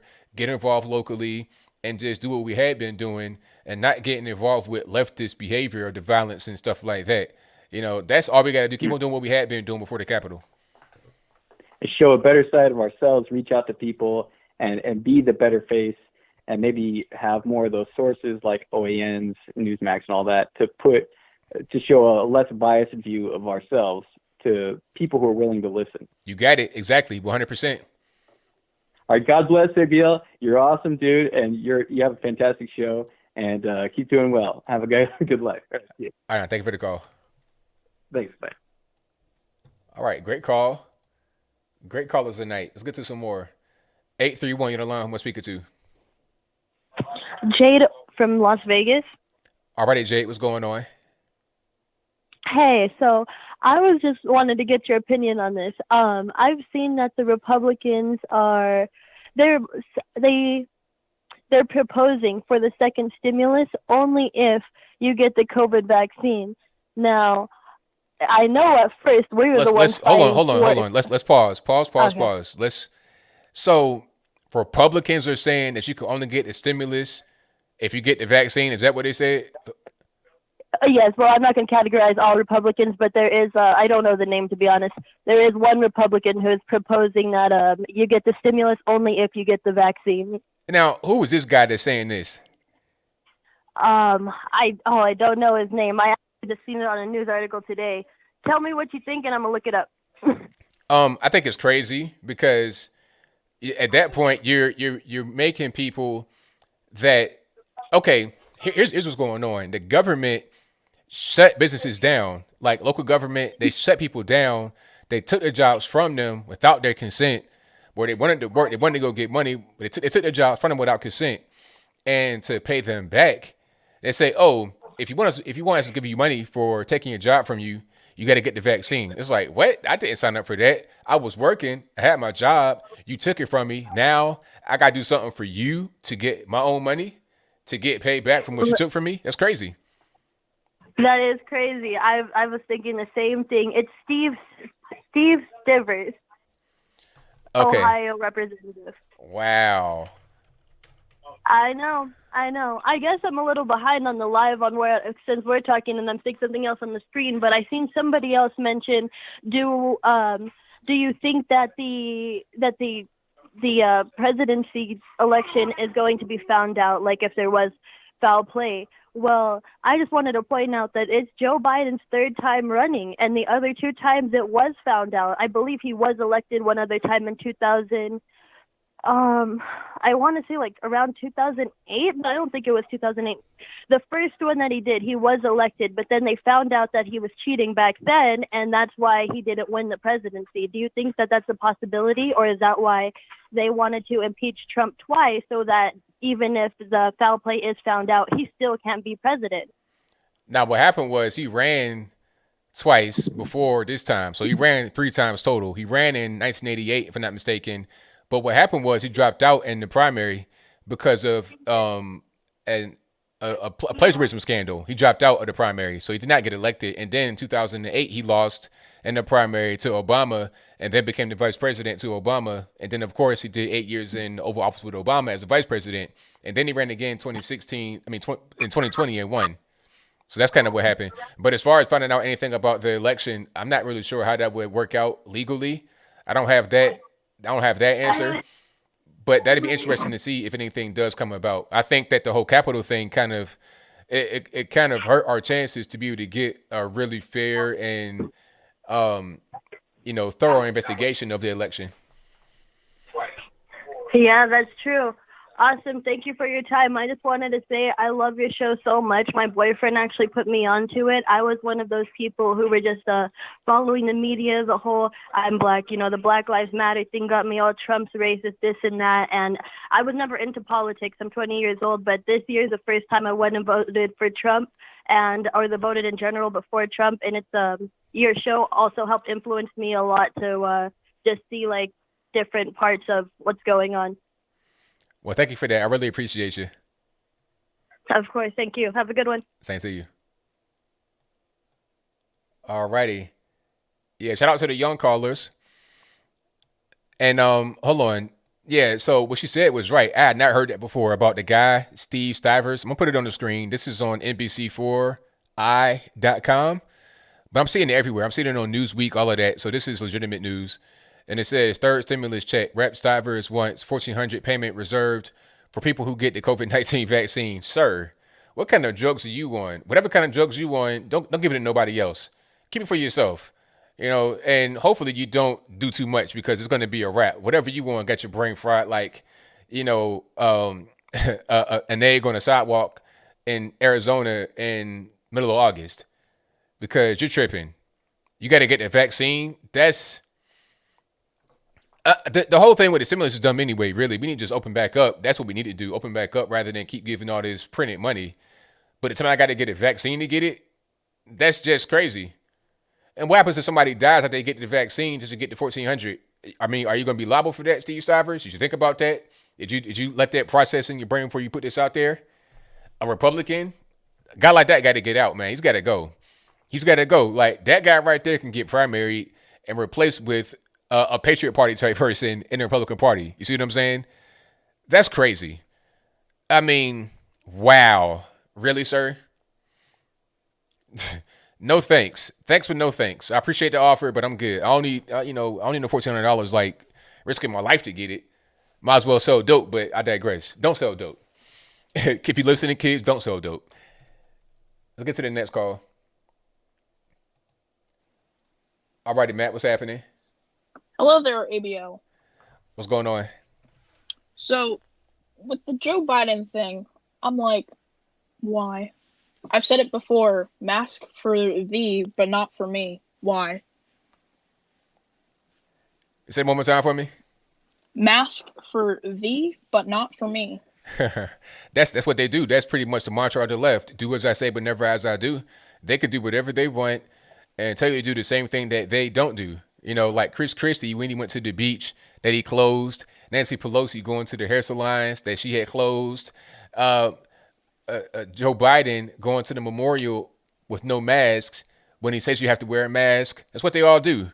It's never, I'm never surprised at them doing it. Yeah, and especially with Biden's age, you know, he basically has to wear the mask no matter what. Right. Well, that's it from me. Oh, thank you for the call, man. Definitely appreciate you. Yes, sir. Alrighty. Great call from the young man. Let's get to some more here. 412, you're on the line. Who am I speaking to? Yes, hey, it's Bernard. Hey, I'm from Pittsburgh, and I'll tell you what's flooding around here with that checks and whatever. There's people on the radio talking about, well, hey, you know, some companies may refuse you to, you know, come to work and get a vaccine. If you don't get the vaccine, you can't keep the job. In other words, you can't work. So if you don't get it, you can't work? Right, exactly. And that's what's flying around here in Pittsburgh on the radio station, on one of the radio stations. Yeah, it's crazy. I mean, it's really crazy because it's like you're violating my personal space. I mean, that shouldn't be it shouldn't be legal to require someone to get a vaccine to go work. You're making me put something in my body, an experimental drug in my body. I feel like I'm having deja vu. I feel like it's kind of a thing that happened before where they said you got to put a drug in your body. But it's just, no, it's experimental. We're not sure if it's totally safe, and I had to put it in my body to be able to work. You should be able to have a right to work and not have to put a drug in your body to be able to do it. So that shouldn't even be a legal thing. It shouldn't be. No, it shouldn't be. No. But that's what people are talking about here in Pittsburgh. So, I mean, you know, a lot of people are really upset about that. I just thought I'd just pass it along. Well, thank you for your call. Definitely appreciate it. Bye-bye. Yeah, that's crazy. You got to have the vaccine to be able to, that shouldn't be legal. I'm not really sure if there's a law that prevents that from happening, but there should be. There most certainly should be. All right. You guys are the best audience anywhere on the internet, so I'm going to get to quite a few more. We got about an hour left in the show. If you're not subscribed yet, go ahead and do that right now. Okay, hold on. Let's go. All right, Valentine, what's happening? Anthony, what's good, brother? How you feeling, man? Everything's good, man. Can't complain.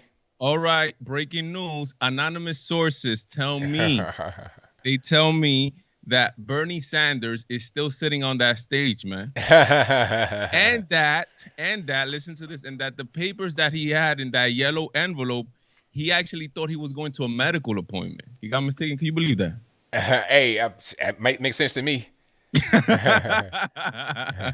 Hey, man, listen, I was hearing you talk about, I guess, a possible run by a right-leaning candidate. So you don't support Donald Trump running on a third party, and let's say a Patriot Party or whatever the name of the party is. You don't support that run of Donald Trump? I don't think it will be successful like we think that it would be. I think that we should do things that are going to be successful, and I think that we could achieve the same goal in a different way. That's all I'm saying. Yeah, I was hearing your ways of what you were saying regarding AOC and all that. Listen, my mind has changed from last week to this week regarding a possible third run from Donald Trump on a third party. Last week, I was like, no, that's not happening because what it do is just going to fragment the right-leaning vote, and it's just going to give the victory to the Democrats, right? But then this week, I was like, wait a second. I think that's not a bad idea. And I tell you why, because you mentioned AOC. AOC is not popular on the Democratic Party. She's not. The elite, the establishment of the Democratic Party does not like AOC. As a matter to a point that AOC herself, when she got reelected this year, was thinking about even quitting Congress, which would have been a blessing for all of us. But she's not liked on the Democratic side because they consider her too extreme, right? Which she is. And then how about the guy I just mentioned right now, Bernie Sanders?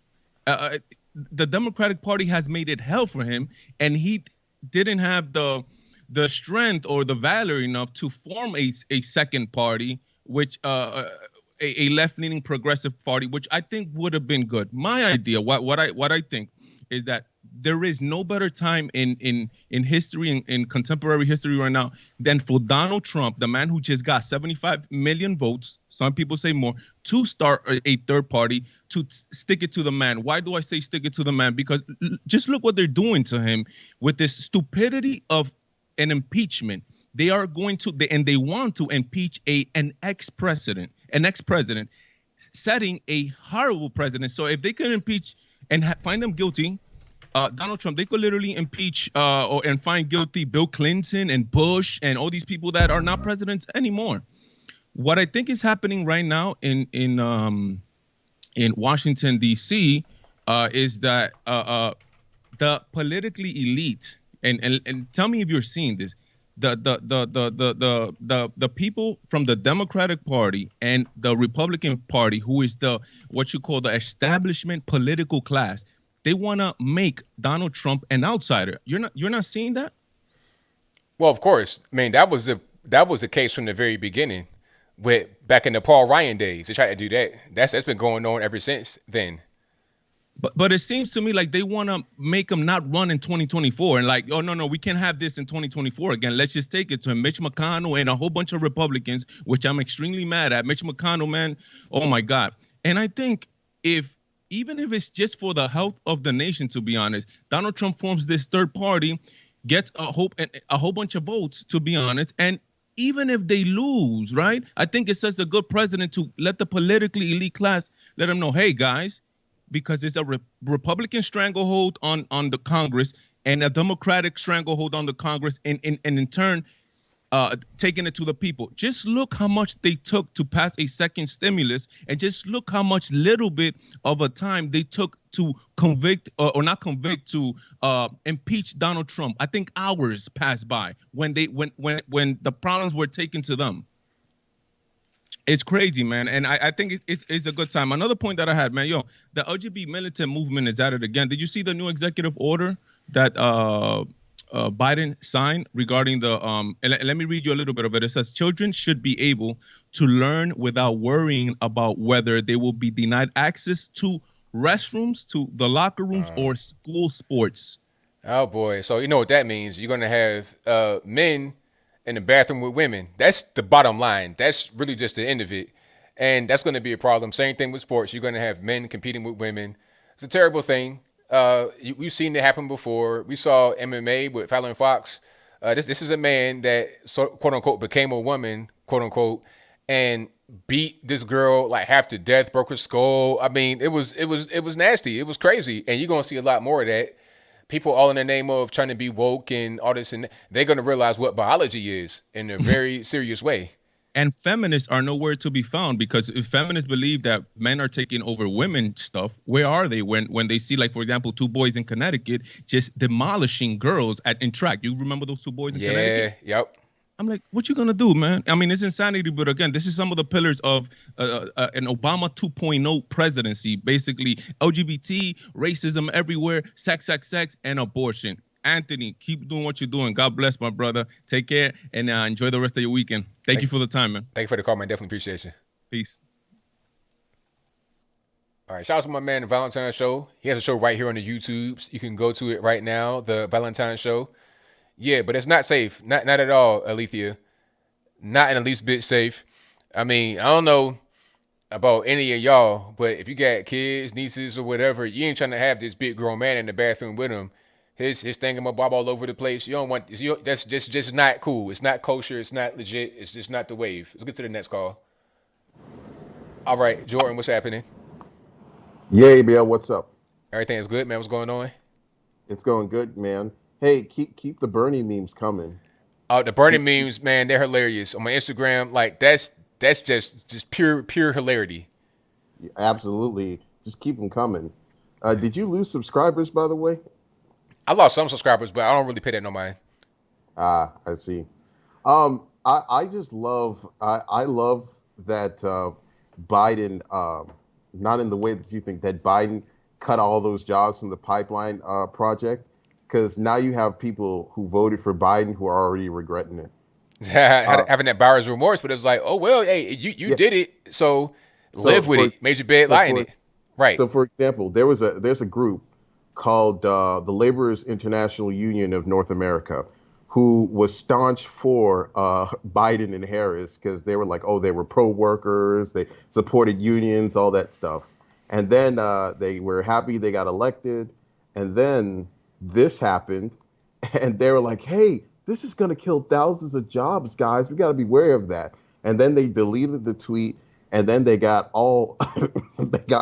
reamed by Twitter over it. I love it. I love it. Absolutely. But it really just goes that you have people, because Biden has said he was going to do this for quite some time now. Somebody said 11,000 jobs gone already. Yep. I thought it was like much more than that. It's more, but who's counting anymore? I mean, why don't just say just millions of jobs of this, because it's going to get to that point. Like if he keeps going and it's unchecked, it's going to be more and more and more. So who's counting? Yeah, exactly. But I just love it because it just shows that there are people who are voting in this election that are pretty stupid, or it's the press's fault. I can see both happening, but it shows that they exist and they can vote. So, it's unfortunate, but it's kind of hilarious. It's a little double-edged sword there. Yeah, I mean, it's just one of those things, man. You have ignorant people that are being fed whatever they think they want to hear, and they just buy into it. And it's a cycle. You have ignorant people being fed misinformation, which just keeps them in their ignorance and they never get out of it. And then they get to be, 40 years old. You got to try to deprogram, as I wanted to say. You got to try to fix them. And it's you can't teach an old dog new tricks. Exactly. Oh yeah, I've been hearing that a lot lately, with regards to Biden. So, but one more thing before I head out, I because of all this, I just want because since Biden has control now, I just want them to push a $15 minimum wage just to see how many jobs will be lost by it, just to show them, hey, y'all voted for this. Yeah, you know what? That's a good point. It's gonna be kind of like a forceful red pill. I think it's going to be all sunshine, rainbows. They're going to get a big raise. And then when they get laid off and they see a machine flipping burgers, like literally flipping burgers, doing customer service, the whole 9 yards, they're going to be like, hey, what happened to my job? Nah, you wanted $15 an hour.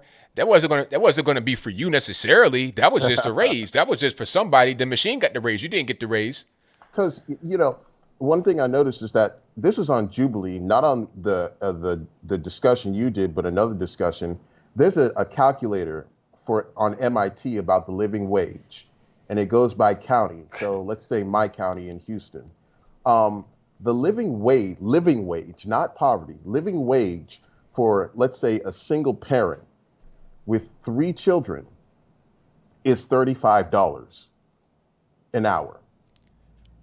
So they're expecting like $15 an hour to cover a living wage, but it can't even cover a living wage for most people who aren't already making it in that state. In that case, the idea of a living wage doesn't even make sense because you can have different situations going on in your life. I mean, like you can have a single mom with 3 kids.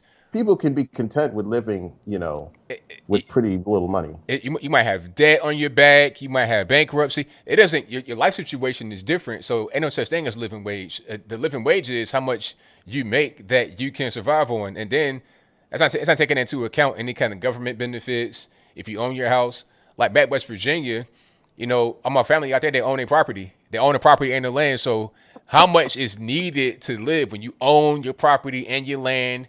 And you got a retirement, how much do you need on top of that to be able to live? Like, everybody's situation is different. That's kind of how it goes. What your chat said, I swear Stacey Abrams is Michael Strahan in drag. Hey, same person. See them at the same time? I don't think so. All right, ABL, I'm going to head out. I'll talk to you later. All right, thank you for the call, man. Definitely appreciate you. Right. Peace. Peace. Yeah, somebody in the chat says they don't want 15, they want 20. Anyone believes the left will stop at 15? No. I saw a story recently where some California guy, of course it's California, talking about they want $23 an hour. $23 an hour minimum wage. It's like, okay, throw a pony in there while you at it. Give me, My Little Pony. Give me a fresh bag of candy every day. Give me everything. Give me all the Gibbs. Matter of fact, here it is. This is some rebel news. California congressman calls for $23 an hour minimum wage. This is Ro Khanna, one of the far lefty liberals. You know, it's crazy. I mean, people that think this would be okay don't understand money at all. All right, here's a tweet from him. 15 an hour should be the floor, considering the increase in the rate of productivity since the last time the minimum wage was changed. American workers are adding a value of $23 an hour. It's like this has no basis in reality. It's just like when I was a little boy and I went to school and I learned about the printing press for money, right? I learned that they print money. You can actually do that at the Treasury and stuff like that. I learned about that when I was a little boy. So I went back home and I asked my mom, and it's like, hey, Mom, why can't they just print money if people don't have any money? If they're broke, they can just print money. They can get more, right? And she was like, that's not how that works. And then at that point, I learned about a little thing called inflation and the money supply and that type of thing. I learned about that. But some people have not had that talk yet. Some people are like me when I was 8 years old asking about, can you just print money? And the mom ain't told them what's going on yet. They're 40 years old, still believing it. Or they're 40 years old, they don't really believe it, but they have an ulterior motive to make you dependent upon the government, to raise the minimum wage so high, jobs get lost, and you keep coming back to them with a begging bowl. You know, can I get some more? Because ain't no more jobs. I got to go back to the government. Give. That's kind of what's going on, but I'll move on. All right. Let's go to the next one. 801, you're the line I'm speaking to. What's going on? Is this ABL? Yes, it is. Hey, what up, man? Dang, I've been trying to get through like 500 times, but it's been a busy call. Well, I'm glad you're on, man. What's going on? Not much. Hey, I was just watching some YouTube videos on a couple people talking about the stimulus check, and one of the dudes said that that pretty much the Democrats, they're the ones, like, they've been giving us all these promises about voting them in, and they'll give us 2,000 stimulus, and now they're making excuses about, you know, oh, we can't, we want to make sure all the Republicans are also on board, even though we can just vote 51-50. You know, we just want to make sure, you know, that way we don't mess things up for 2023. And it's like, wait a minute, you promised us that you were going to give us 2,000, and those dumb Republicans in Georgia voted for you Democrats to give us 2,000, and so now you have total control, all three branches, and now you're making up excuses. Like, come on, man. Like what Joe Biden said, man. Come on, man. Where's our money at? You know what I mean? Like, we've been. But you know what's going on. Promises. That's all the Democrats are all about. False promises. But you know what's going on, though? It was already planned. They already had the whole thing in motion, because when the first stimulus came out for 600, they knew what they were going to do. So, okay, once we get in there, we'll give them the rest, 1,400. They had no intentions of giving out 2,000. They already got the checks ready to go. They're not going to change it now. So now they got to just try to save face and be like, oh, well, we got to get them on our side and all this and that. They know they're not going to get it. And they're going to put out the 1,400 and then try to blame us. Meanwhile, the whole time, it's already been planned and already been decided a long time ago. They're not going to change it because of a few people getting upset. They don't care. Yep. And that's what I've been telling my brother. I mean, I was like, bro, watch this. I bet you anything they ain't going to pass that 2,000 stimulus, man. They just talking out their mouth. They're just trying to get our votes. And then watch, when time comes, they're going to start making up all these excuses because they already know what throwing money out there will do.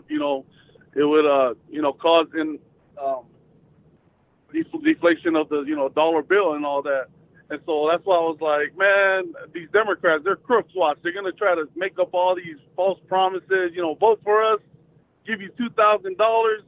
And now here we are, one of the videos was saying that the Democrats are saying that they want all Republicans on board with it. They want to make sure, the bill is everything is written out perfect. I was like, that's exactly what the Republicans. That's what we were doing too.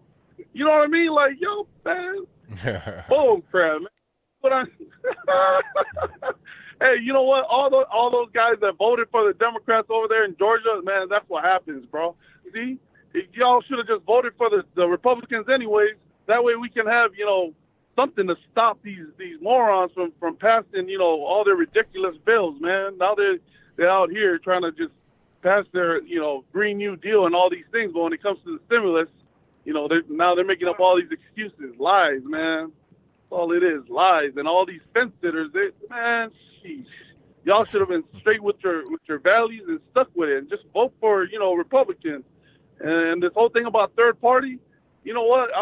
I'm cool. You know, maybe we could start a orange party instead of red or blue.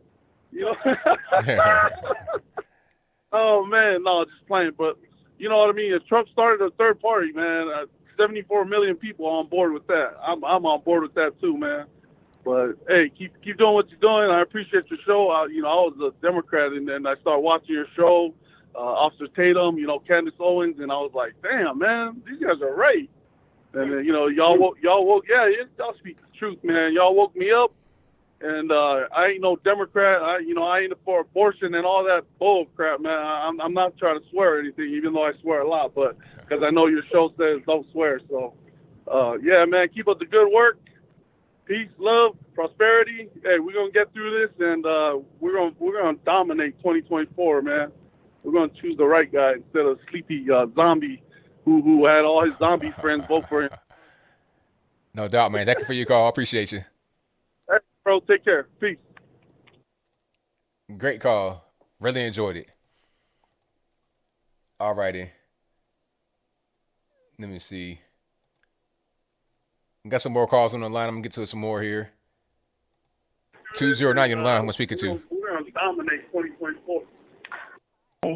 Hello. Yeah. What's going on? How are you tonight? A whole lot. I'd like to request a moment of silence on your show because I live in Northern California. So you already know what's going on. And I would like to also thank you for just being a constant good light on the internet. I think last year was a year of darkness for a lot of people, but one thing I think coronavirus has taught me and people in my circle is that we had to take a breather and kind of look at what's going on around us. So we consider it a blessing that we were stuck inside for all of 2020 because we got to see all of the craziness that's going on in our local government. And I went from third party to voting red in 2020, and I have no regrets, but I'm still red and hiding.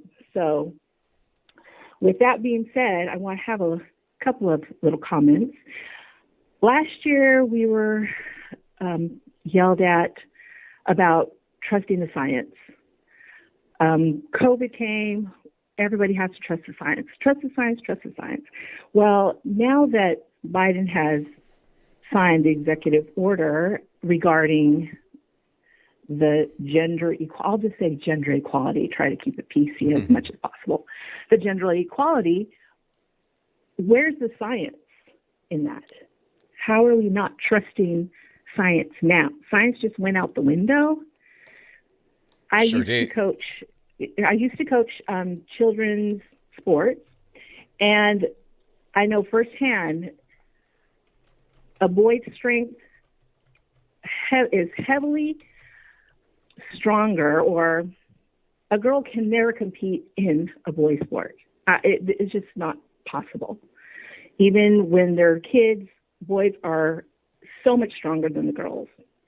And we've always said, and being a sports coach, we always encourage the girls, your opportunity to play sports is going to open so many doors for you, scholarships being one.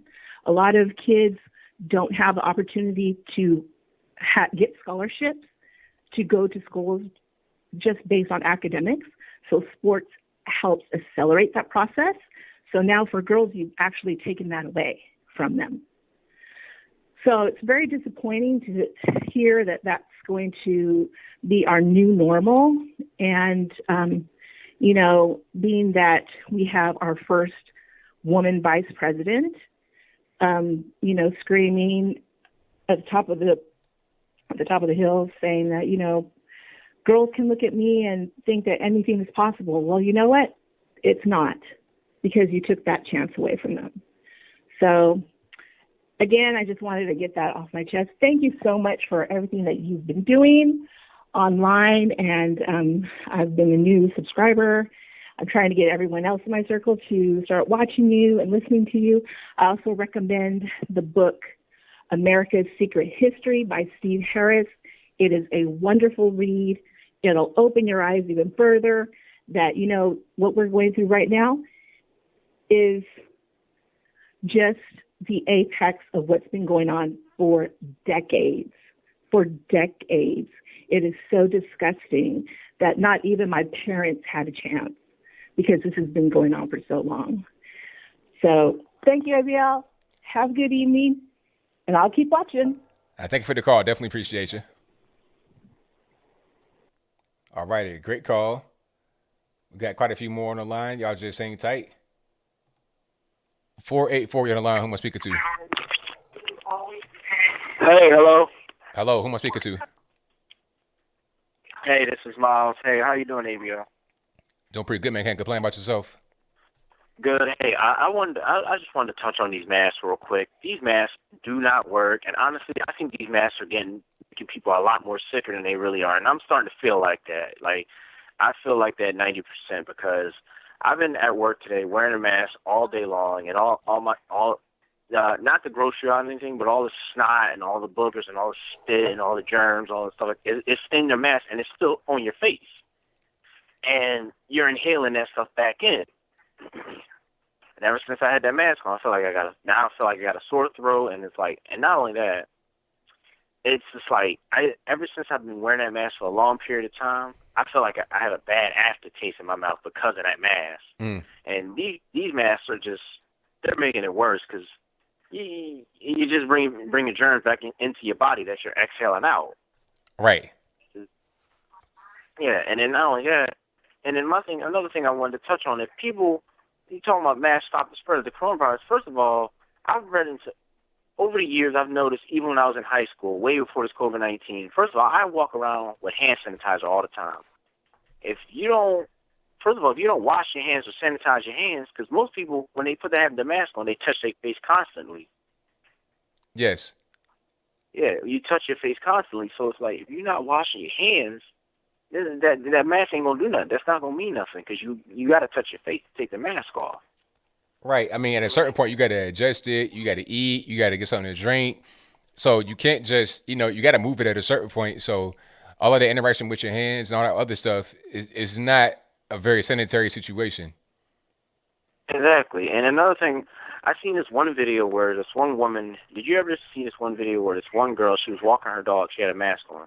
So she forgot to bring doggy bags out. I saw that video. Now, they said that was a prank, but I'm not really sure. It looked pretty real to me. Yeah, it did look pretty real to me, but I was like, if that was real, that girl has more to worry about than COVID-19. That dog, you don't know if that dog had worms or anything like that. That's facts. And with these masks, and then, like you said earlier, you have to change them. You can't wear the same mask every single day all the time, because the same bacteria, germs from your mouth is on your face and all that kind of stuff. It's just, germs are always in the air. See, me, I carry hand sanitizer with me, and I wash my hands all the time, so I don't have to worry about none of that. Right. So I'm clean regardless. So, but my thing is, from the people who wore, one guy tried to share a link to me saying, this kid who used to wear his mask all the time, but he caught COVID-19. I was like, well, did he have any health problems? He was 25. He said he wore the mask all the time. He never stopped wearing it, even when he was in the house. I was like, that mask probably made it worse, weakened his immune system, heart. Because, COVID-19 attacks your heart. And you constantly wearing these masks affects your heart, too. So the mask probably made his heart weaker. So then when he actually got the virus, it just attacked his heart and made him worse. And then when he went to the hospital, he was on a respirator for a week, and then he died. So it's like, well, did the hospital contribute to his death too? Because sometimes you don't know that. Right. Yeah, that's a good point. Yeah, but I don't want to take up too much of your time. All right. Thank you for the call, man. Definitely appreciate you. All right, have a good one. All righty. Let's get to a few more. Let's go. Hold on. Let's go. 858. You're on the line. Who am I speaking to? 858. This is Charles in San Diego, ABL. How you doing this evening, sir? Doing pretty good, man. Can't complain about yourself. Doing well. Just watching some Supercross, while I'm waiting to get through to you. Wanted to talk about your videos today and just, like, for example, what's his name, Larry King passing away, after you talked about that.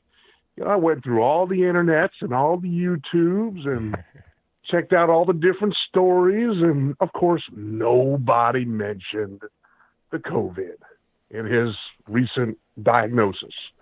Even the local San Diego news channel had an associate of his, because he resided here in San Diego, and he had, one of the ladies that worked with him closely and a producer, associate producer or something like that.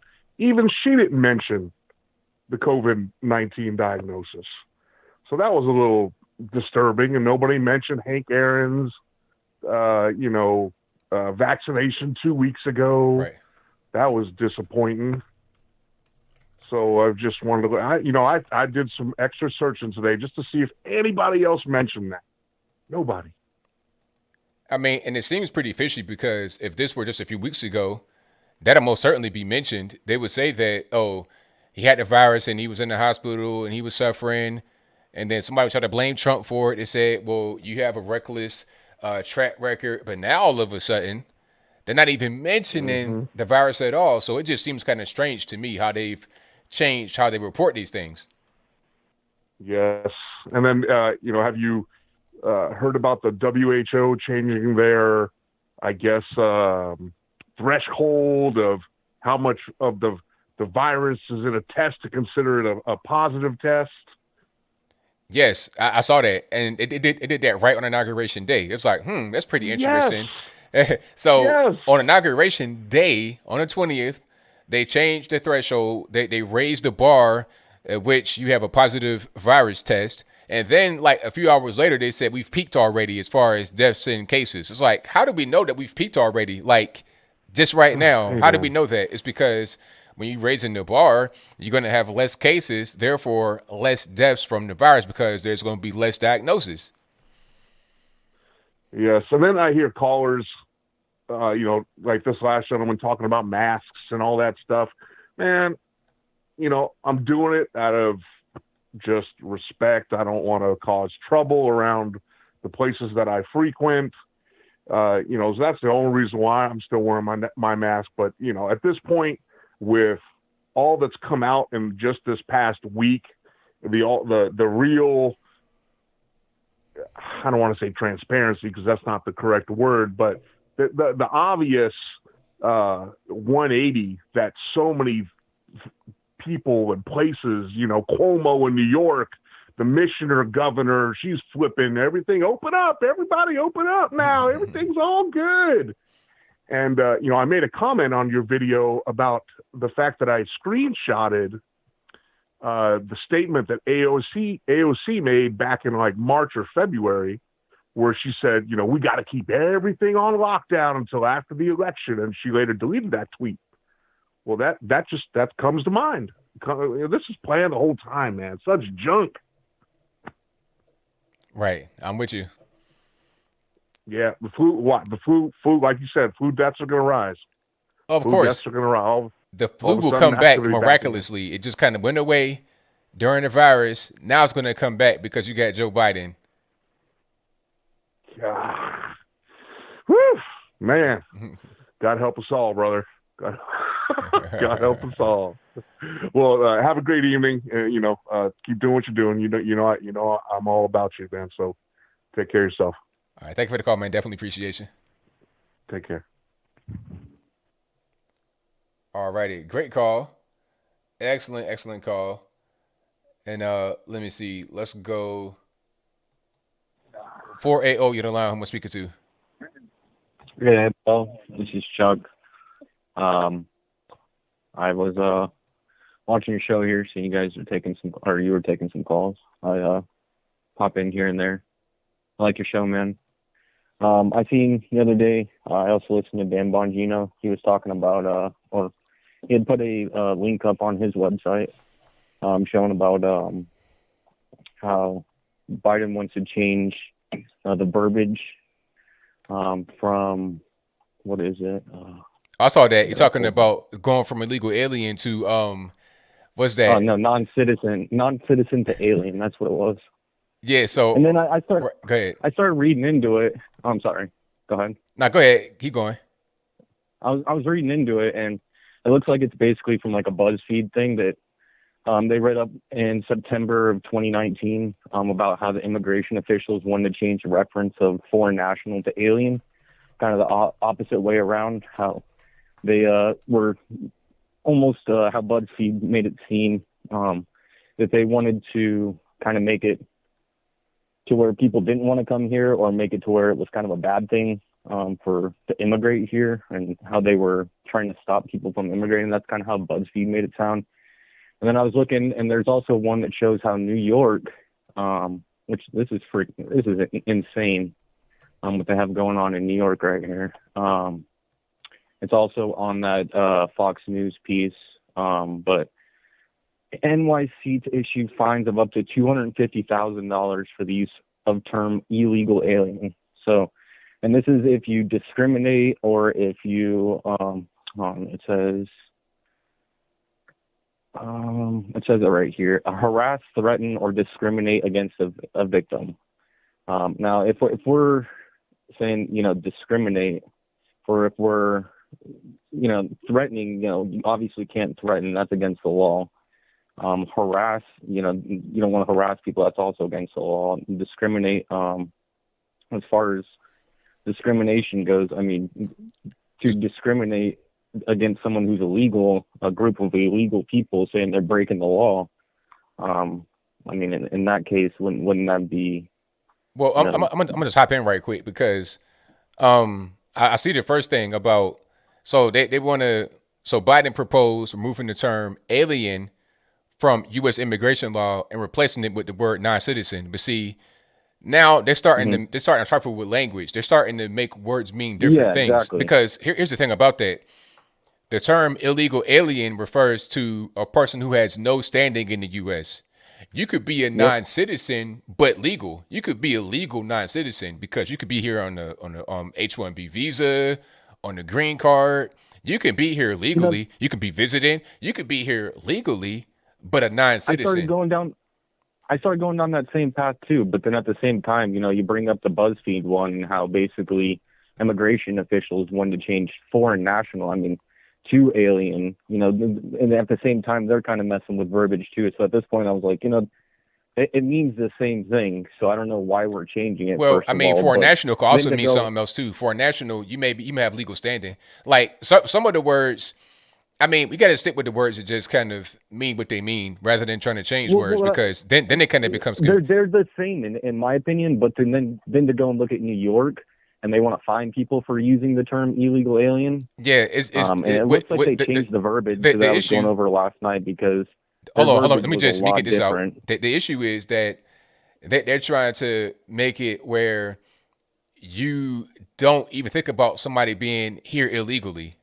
Like, they want to get closer to amnesty, so then they want to soften up the words. So you can't even say that somebody's here illegally, because they don't even want to use that type of language. Although that language should exist, because it's a real denotation of somebody. They're not here legally. They have no standing. They're an illegal alien.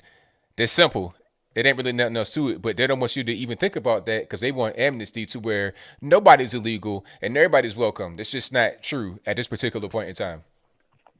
Yeah, I was recording, I'm pretty sure, last night, and I have a video that I took, but I was reading about it, and they changed the verbiage on this other New York piece that they had in here, unless this isn't the same one that I was looking at. But they the verbiage that they're using and how they're trying to change the law, like you're saying, basically they want to make it to where, illegal people breaking the law is you breaking the law if you call them out. That you're going to get fined $250,000 and be brought before a judge because you're going and saying that somebody else is doing something illegal, as far as entering our country illegally, right?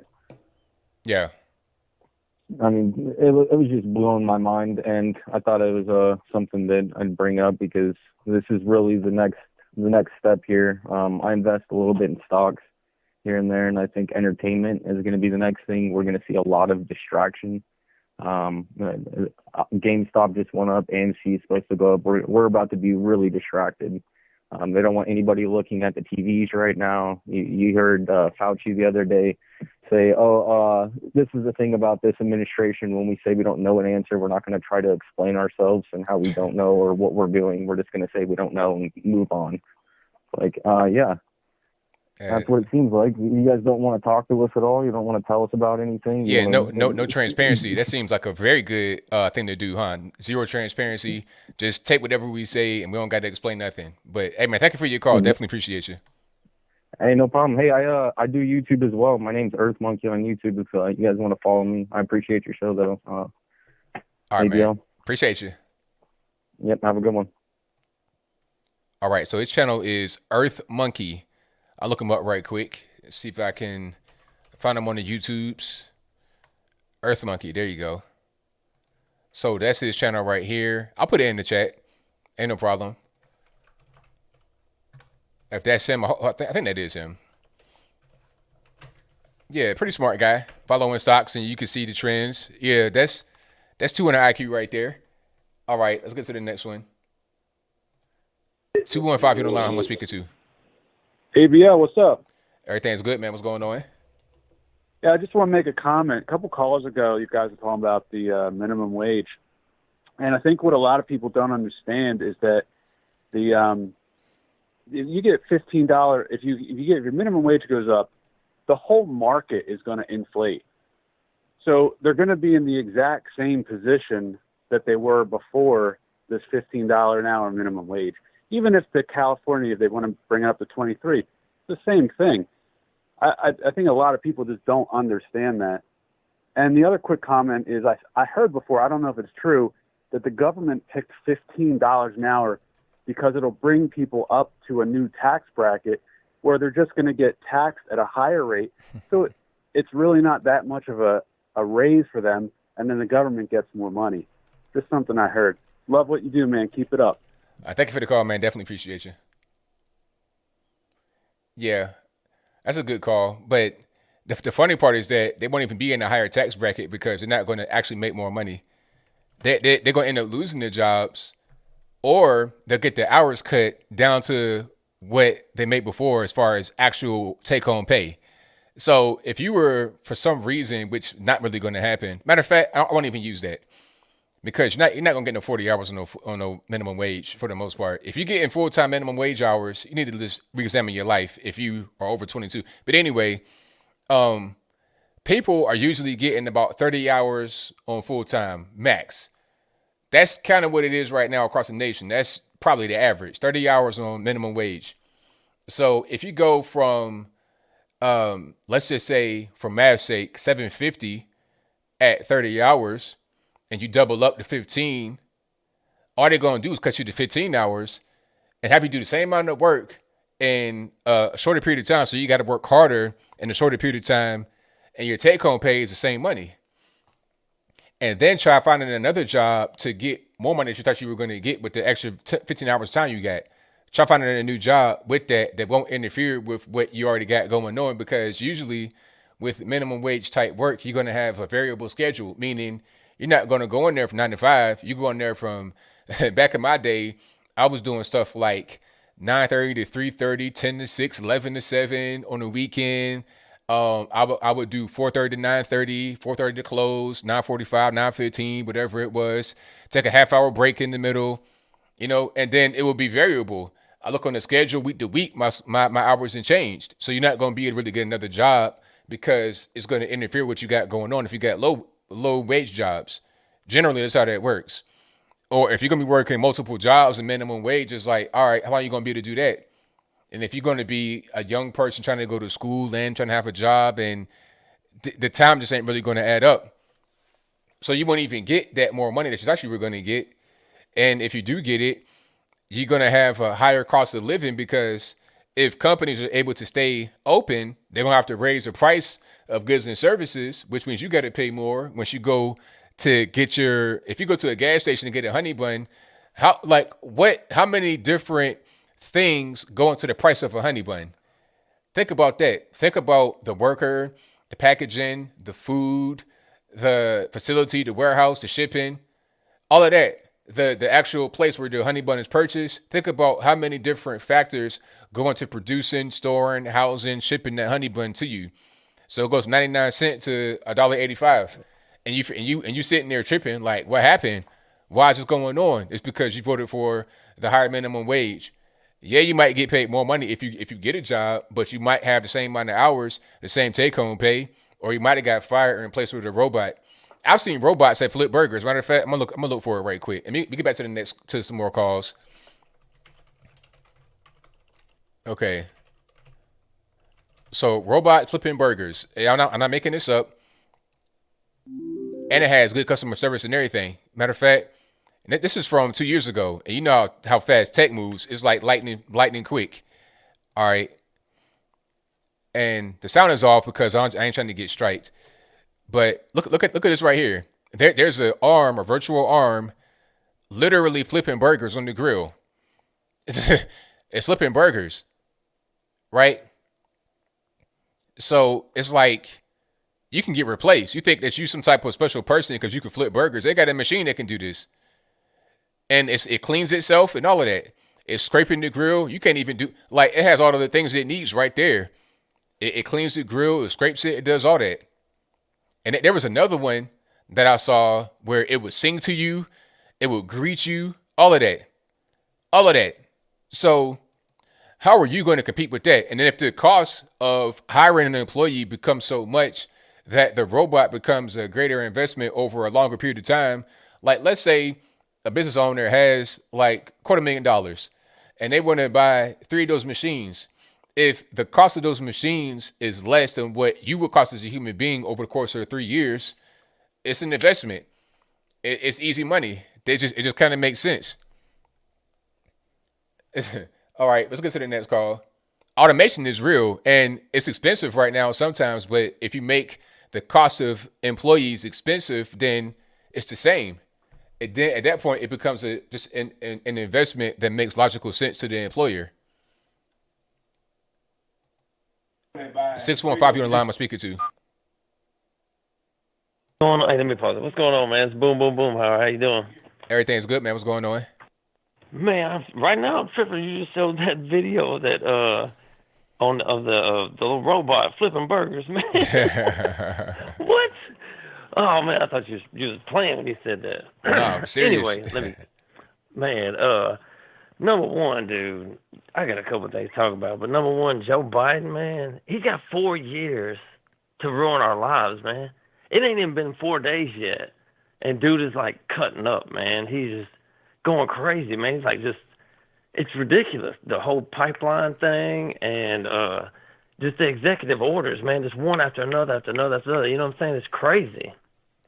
Yeah, it's wild. But the thing about Biden is that he's not even behind this. He's just a puppet, a ghost in the machine. They're telling him, okay, look, sit right here at the desk, put your suit on, put your monkey suit on, and sign these papers. Don't worry about what's something, just sign them, because we already done got it ready.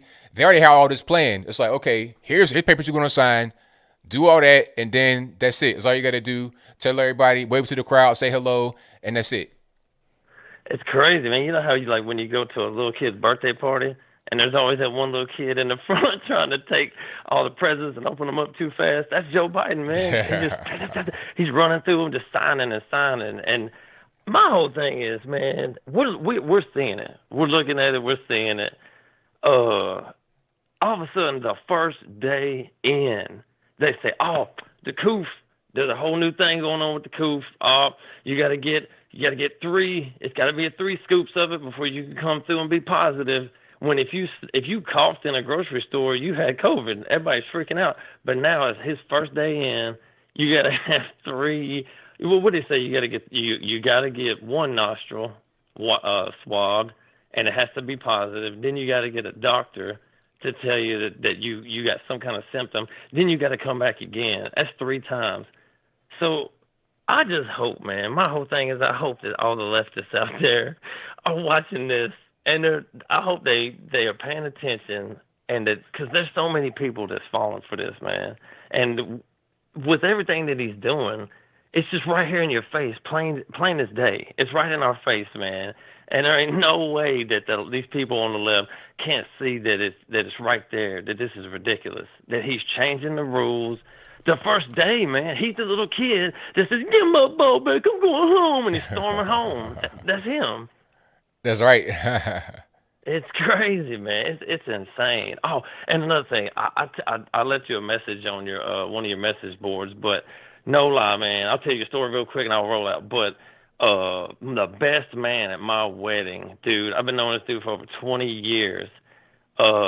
The other day I reposted your post from your Instagram that had the 23 people that died in Norway because of the vaccine. So I took it, and all I want to do is just repost it because I'm just trying to help people out, man. There's people out here that don't even know what's going on. I'm trying to help people that's going to get the vaccine and don't even know what they're getting themselves into. So I want to educate people. So I reposted your post, and dude, his wife hit me up straight up. Now I'm a racist. I'm a Trump supporter. She can't believe I'm a Trump supporter. I don't want to be your friend no more. Been over 20-something years friends with this dude. And he's the best man at my wedding and everything, man. And he don't even want to have nothing to do with me no more because I voted for Trump. But these fools voted for Biden. And look what's happening, man. 71,000 jobs gone. That's what I read. 71,000 jobs gone. Just according to the pipeline. You know what I'm saying? And that's what they want. And I'm going to lose a friend because I voted for Trump, a dude that was actually keeping jobs, making jobs, helping people. You know what I'm saying? Exactly. It's crazy, man. But people, they get brainwashed by that media and they believe whatever it says. You try to come to them with some logic and say, hey, man, this dude's not doing a good job. The job's being lost. And, you know, they're not trying to hear it because they're so caught up in their mind. You know, and I've had it happen to me before. Sometimes they come around and be like, man, you were right. I was wrong. They apologize. Sometimes they don't, but it's up to them to get away from that, being brainwashed like that. Yep, exactly. And hey, you know what? Hey, as far as dude goes, hey, he wasn't my friend no way. He had me fooled for 20 years. So it's all good. Hey man, have a good night. Appreciate you taking my call, man. It's good talking to you. All right, thanks for the call, man. Definitely appreciate you. All right, man. Peace. Great call. Excellent call. Yeah, I wouldn't even worry about that. People, you know, they get triggered, they get upset, but it's fine. You know, they're going to have to get beyond it. That's all. All right, Nippin, what's going on? Nippin, hello, sir. I can't hear you if you're talking. All right, let's go on once, go on twice. All right, I tried to answer, but it didn't work. Let's go 303. You're on the line. Who am I speaking to? Hey, what's up, ABL? This is Eric from Florida. All right, man. What's going on? Hey, man. How are you? Everything's good, man. Can't complain. Great. Hey, I wanted to say real quick, you're exactly right about the media brainwashing people. And unfortunately, a lot of people don't, you know, they question and say, well, why is the media telling us this? It doesn't make sense. But they have to understand that the media is in cahoots with the bad people in power that are putting out these orders to basically repeat these stories that you know are part of their narrative. Let me change gears a little bit real quick. People are talking about this insurgency, saying that this insurgency and this was the worst thing in America.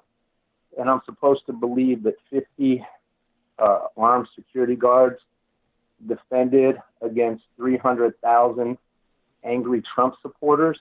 Doesn't make sense, man. Right. But they're playing that game. They're making people believe what they want. And it's unfortunate because it's true. The mainstream media is in cahoots with the people who aren't your friends, and they're going to continue to lie. That's right. That's factual. But anyway, that's all I wanted to say, man. Thank you very much. Thank you for the call, man. Definitely appreciate you. Yes, sir. All righty. Great call. Excellent call. Let's get to some more here. Let's go 405 you're on the line. Who am I speaking to? Oh, yeah. Hey, ABL, thanks for taking my call. Man, I went to Washington, D.C. Caller, you kind of low call. I kind of having a hard time hearing you. Speak up a little bit for me, please. Okay, can you hear me? Can you hear me now? I can hear you. Go ahead. Yeah, I went to Washington, D.C. all 3 times. And let me tell you something. There's no way in the world that the people that... You breaking up? If you're talking, I can't hear you at all. Can you hear me now, ABL? I hear you. Go ahead. Okay, all 3 times, there's no way in the world that we could have made it from the speech up to the Capitol, and all of us would have stormed that Capitol like that. It's no way. Because there were so many people, it would take you so long to even turn around in there. The mayor there, they need to fire her. She did us like dogs. We bought, believe it or not, all of them people, we bought a lot of money into Washington. Each time we came there, a lot of money came into Washington. Not a little bit, but a lot of money. Those rooms are going for $300 and $400 a night, and that is not at the Trump Tower. And let me tell you something. Trump is coming back. He's coming back. Y'all patriots, righteous senators, just start writing. Don't sit down on this. Please, y'all, don't sit down on this. Like I said, I'm disabled. And all 3 times I went to Washington, D.C. And there's no way in the world that we can't give up like this. And we can't go out like this. Biden's not my president. And if you notice, none of them saluted Biden. None of the National Guard didn't salute Biden. In fact, they turned their back on Biden. So y'all don't do this. Email, call, do whatever you have to do in order to get this done. Get the Ronos out of there. Call them out. You don't work for them. They work for us.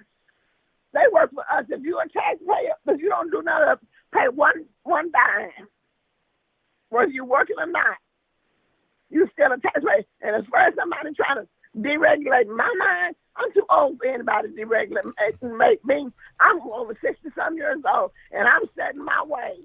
So can you imagine trying to get me out of my way? Are you kidding me? And not only that, we need to all get together and file suit. They got us down as terrorists. Do you know what that means? That means they can come and take your guns away. They can keep you from flying.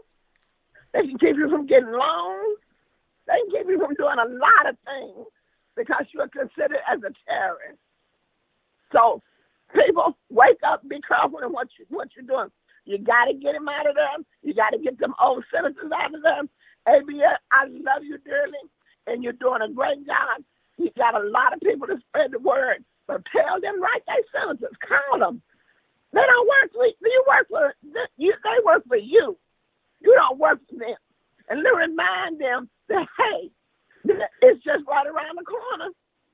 2022 is right around the corner. Don't get it twisted. 80 million folks, y'all, 80 million folks voted for Trump. First time he ever got 28% of the black and brown Latino votes. So please, y'all, thank you, ABL. You have a good day, and thank you for letting me call your show. Thank you for the call. Definitely appreciate you. All right. Great call. Yes, you're right about that because like I say about Trump rallies in general, most time you go there, it's a love fest. There's never no problems. I've been to D.C. before. I was not there on the 6th, but I've been there many times before for Trump events and rallies and whatnot. I was in the March, 2,000 people with Brexit back in October. It was beautiful. Nothing but love, no problems. We don't engage in the nonsense. We don't engage in the violence. It's the other side that does that. That's why I was upset that they tried to pin it on us, and some people want to say that it was us. It's not us. We don't do that. We're not just going to, now some of us were there, but that's not what we do generally. People just got caught up in the moment and did things they wouldn't normally have done, but it was not the majority of us at all by any stretch of the imagination. A lot of guys have been planning that for a while, and the FBI knew it, and they didn't do anything to stop it from what I was able to see. But we'll leave it right there. Thank y'all for being here. You guys have been great tonight. That's a wrap for the calls for me. I'm going to go ahead and just get my super chats and then wrap it on up, put the bow on the top. But thank you all for being here. If you're not subscribed to the channel, go ahead and do that right now. Click the little the subscribe button, also the bell right there, so you get notified whenever I go live and or post a new video. I got super chats on deck, and then I'm gonna get on up out of here. Shout out to my moderators, Bill from the Hills, Killer Sushi, Zatochi's Cane Sword, all you guys. I appreciate y'all for what you do. Couldn't do it without you guys. And if I didn't name you, shout out to you as well. You guys know who you are. But I got super chats, and then I'm going to get right on back. Thank you to Mandatory Carrier who says, working tonight, but hashtag keep fighting. Thank you. Wolfgang says, Jesus hung up with lepers. We should too. There you go. That's what I was talking about earlier. You got to get everybody where they are and don't judge. Just get them where they are and spread the word. Butt versus Windshield says, Biden is like the governor in Blazing Saddles. Tom Youngjohn says, please go back to reading text. We'll speak to you. I got you. Wolfgang says, my dad like to talk about the Admiralty law. The thing is, our system is based on what comes of each of us. So while people act on their laws, so what? Butt versus Windshield says, Admiralty law is limited to deputies or disputes involving contracts in international waters. Jamie says, hello, sir. How are you? I finally caught you live. Well, I'm doing great, and thank you for catching the show. Frank Dest says, we need a national divorce. Wow. Wolfgang says, if you want the third-party solution, then join a third party. Start talking about it. Do it. Libertarian here, Patriot there. So what? Rustic Patriot says, hi, ABL. I think the black community needs to work on helping themselves raise up and not look for the Democrats. They will never get the lower class head above water. They want you to need them. And you're right about that. See, my thing, the black community needs to stop voting Democrat because the Democrats put policies in place that prevent growth. Like I was telling you guys before, I said that story over and over again. But when I was a young man, probably about 22, 23, and I was one of these oil change places, minding my business. This is when I was first starting to get out there, start grinding, doing my club flyer business back in the day, printing and shipping back then. And this old black man came up to me randomly and just started talking, just started venting about his business. I'm not really sure why I have that kind of face. People just come up to me randomly and vent their grievance, but I get that all the time. But he was talking about how high the taxes are and how it's prohibitive to his business. He has a gas station in the hood. If you're from Norfolk, you know about it, called Shop and Go. It's right there in the hood, in Berkeley, all over the place. Shop and Go. It's like, man, I'm paying these high taxes. It's killing me, man. It's prevent me from being able to get stuff done. I'm black. I got a store in the hood. I don't have much money. And they're making me pay all these taxes and fees and fines and whatnot. It's just too much. So when you vote Democrat, you're voting for these restrictive rules, high minimum wage, high taxes, high this, high that. You can't really succeed when you got all these roadblocks in the way. Or if you are able to succeed, it's harder for you to succeed because of the roadblocks that are there legally that you got to be able to get around. All right. And a lot of guys end up selling dope to fund themselves, and then they get jammed up that way. So it's like, you're creating your own box in which you are kind of trapped in. So we got to get rid of this mentality of having the Democrats do things for us, because all that it does is prevents us from being able to go. That's what I was saying earlier. But California, they want to have the $23 hour minimum wage. They want to have a high minimum wage like that so they can kill jobs.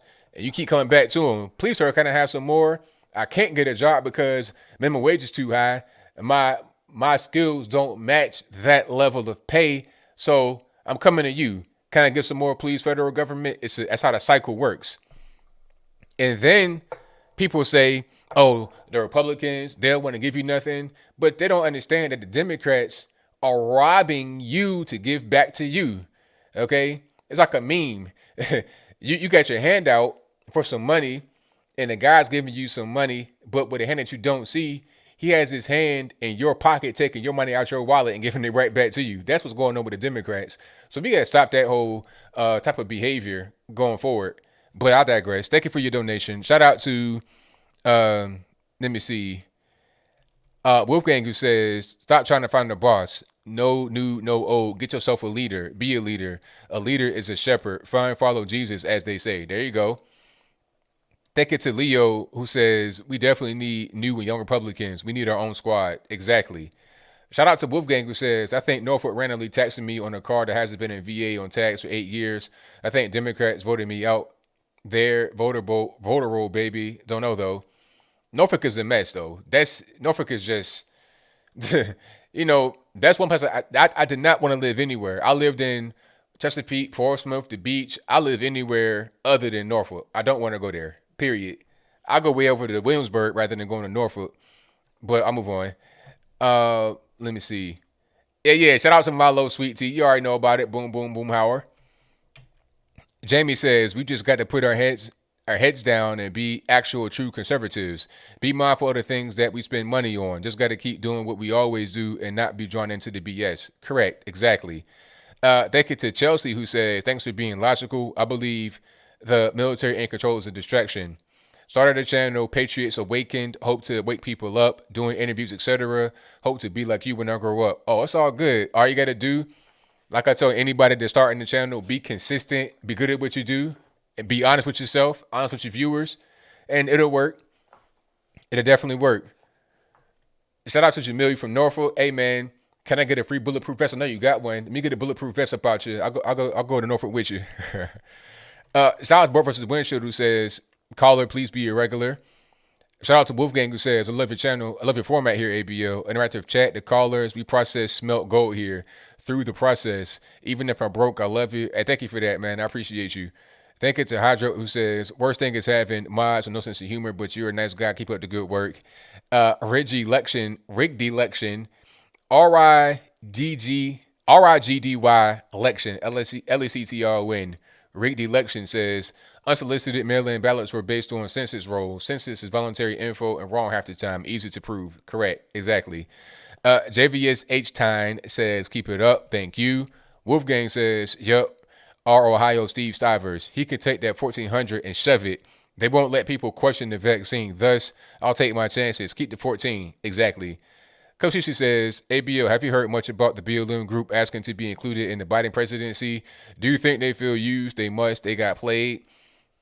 Well, they shouldn't be. They should know what's going on. If they got a brain in their head, they know what's happening. They know that all they're going to be able to get by going out there talking about Black Lives Matter is a donation from unsuspecting liberals. That's all they're going to get. They're not going to get any kind of policy change. There's no incentive to do that. Why? The Democrats don't need the Black Lives Matter, really. All they need is just to kind of appear. Like, if there's any kind of pressure on Joe Biden from people outside of Black Lives Matter to donate to Black Lives Matter, then they'll do it. To donate, give some money, or do something, they'll do it. But BLM itself, they don't care about BLM specifically coming to them.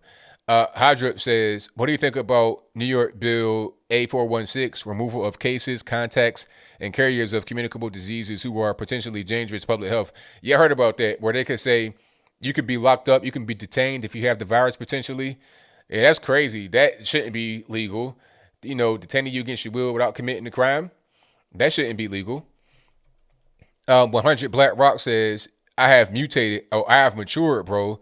Love you much, and Trump was my vote after discerning the whole political conflict. I apologize for being rude in the past. Oh, it's all good, man. I appreciate you for, just coming in here and saying that means a lot to me, man. I appreciate that. And I hear that a lot, man.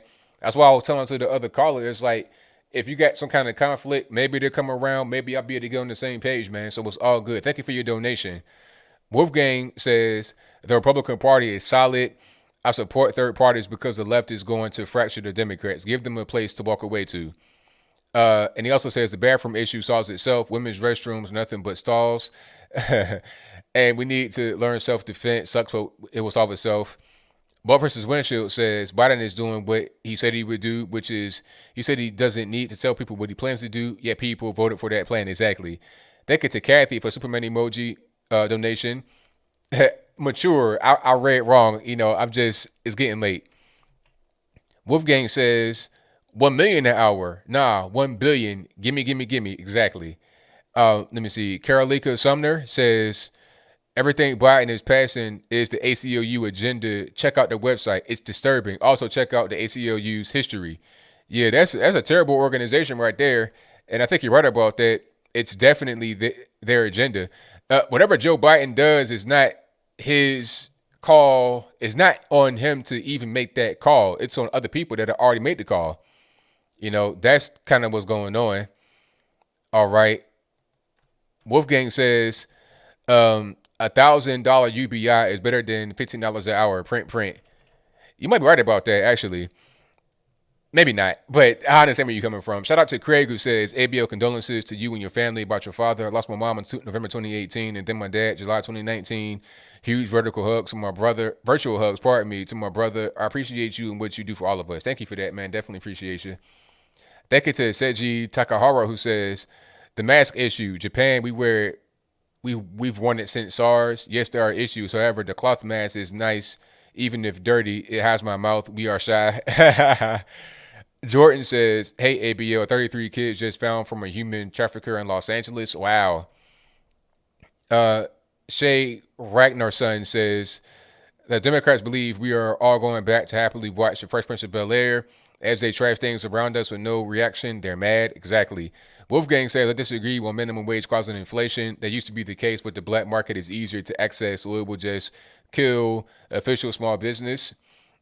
That makes sense to me. Thank you to Claudette for your donation. Thank you to Buck versus Windshield, who says federal tax bracket is 12%, 9.8 thousand to 40,000, 22% from 40K to 85K, 15 an hour at 2,000 hours is 30K.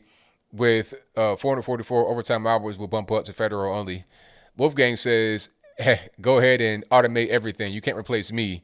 Who are you going to call when the robot breaks? But you're going to fix it right. That's a good point about the robot breaking. Guess what? The people that service the robots are going to get a contract, but Mr. Burger Flipper going to be sitting on the sound part waiting on the next stimulus to come in.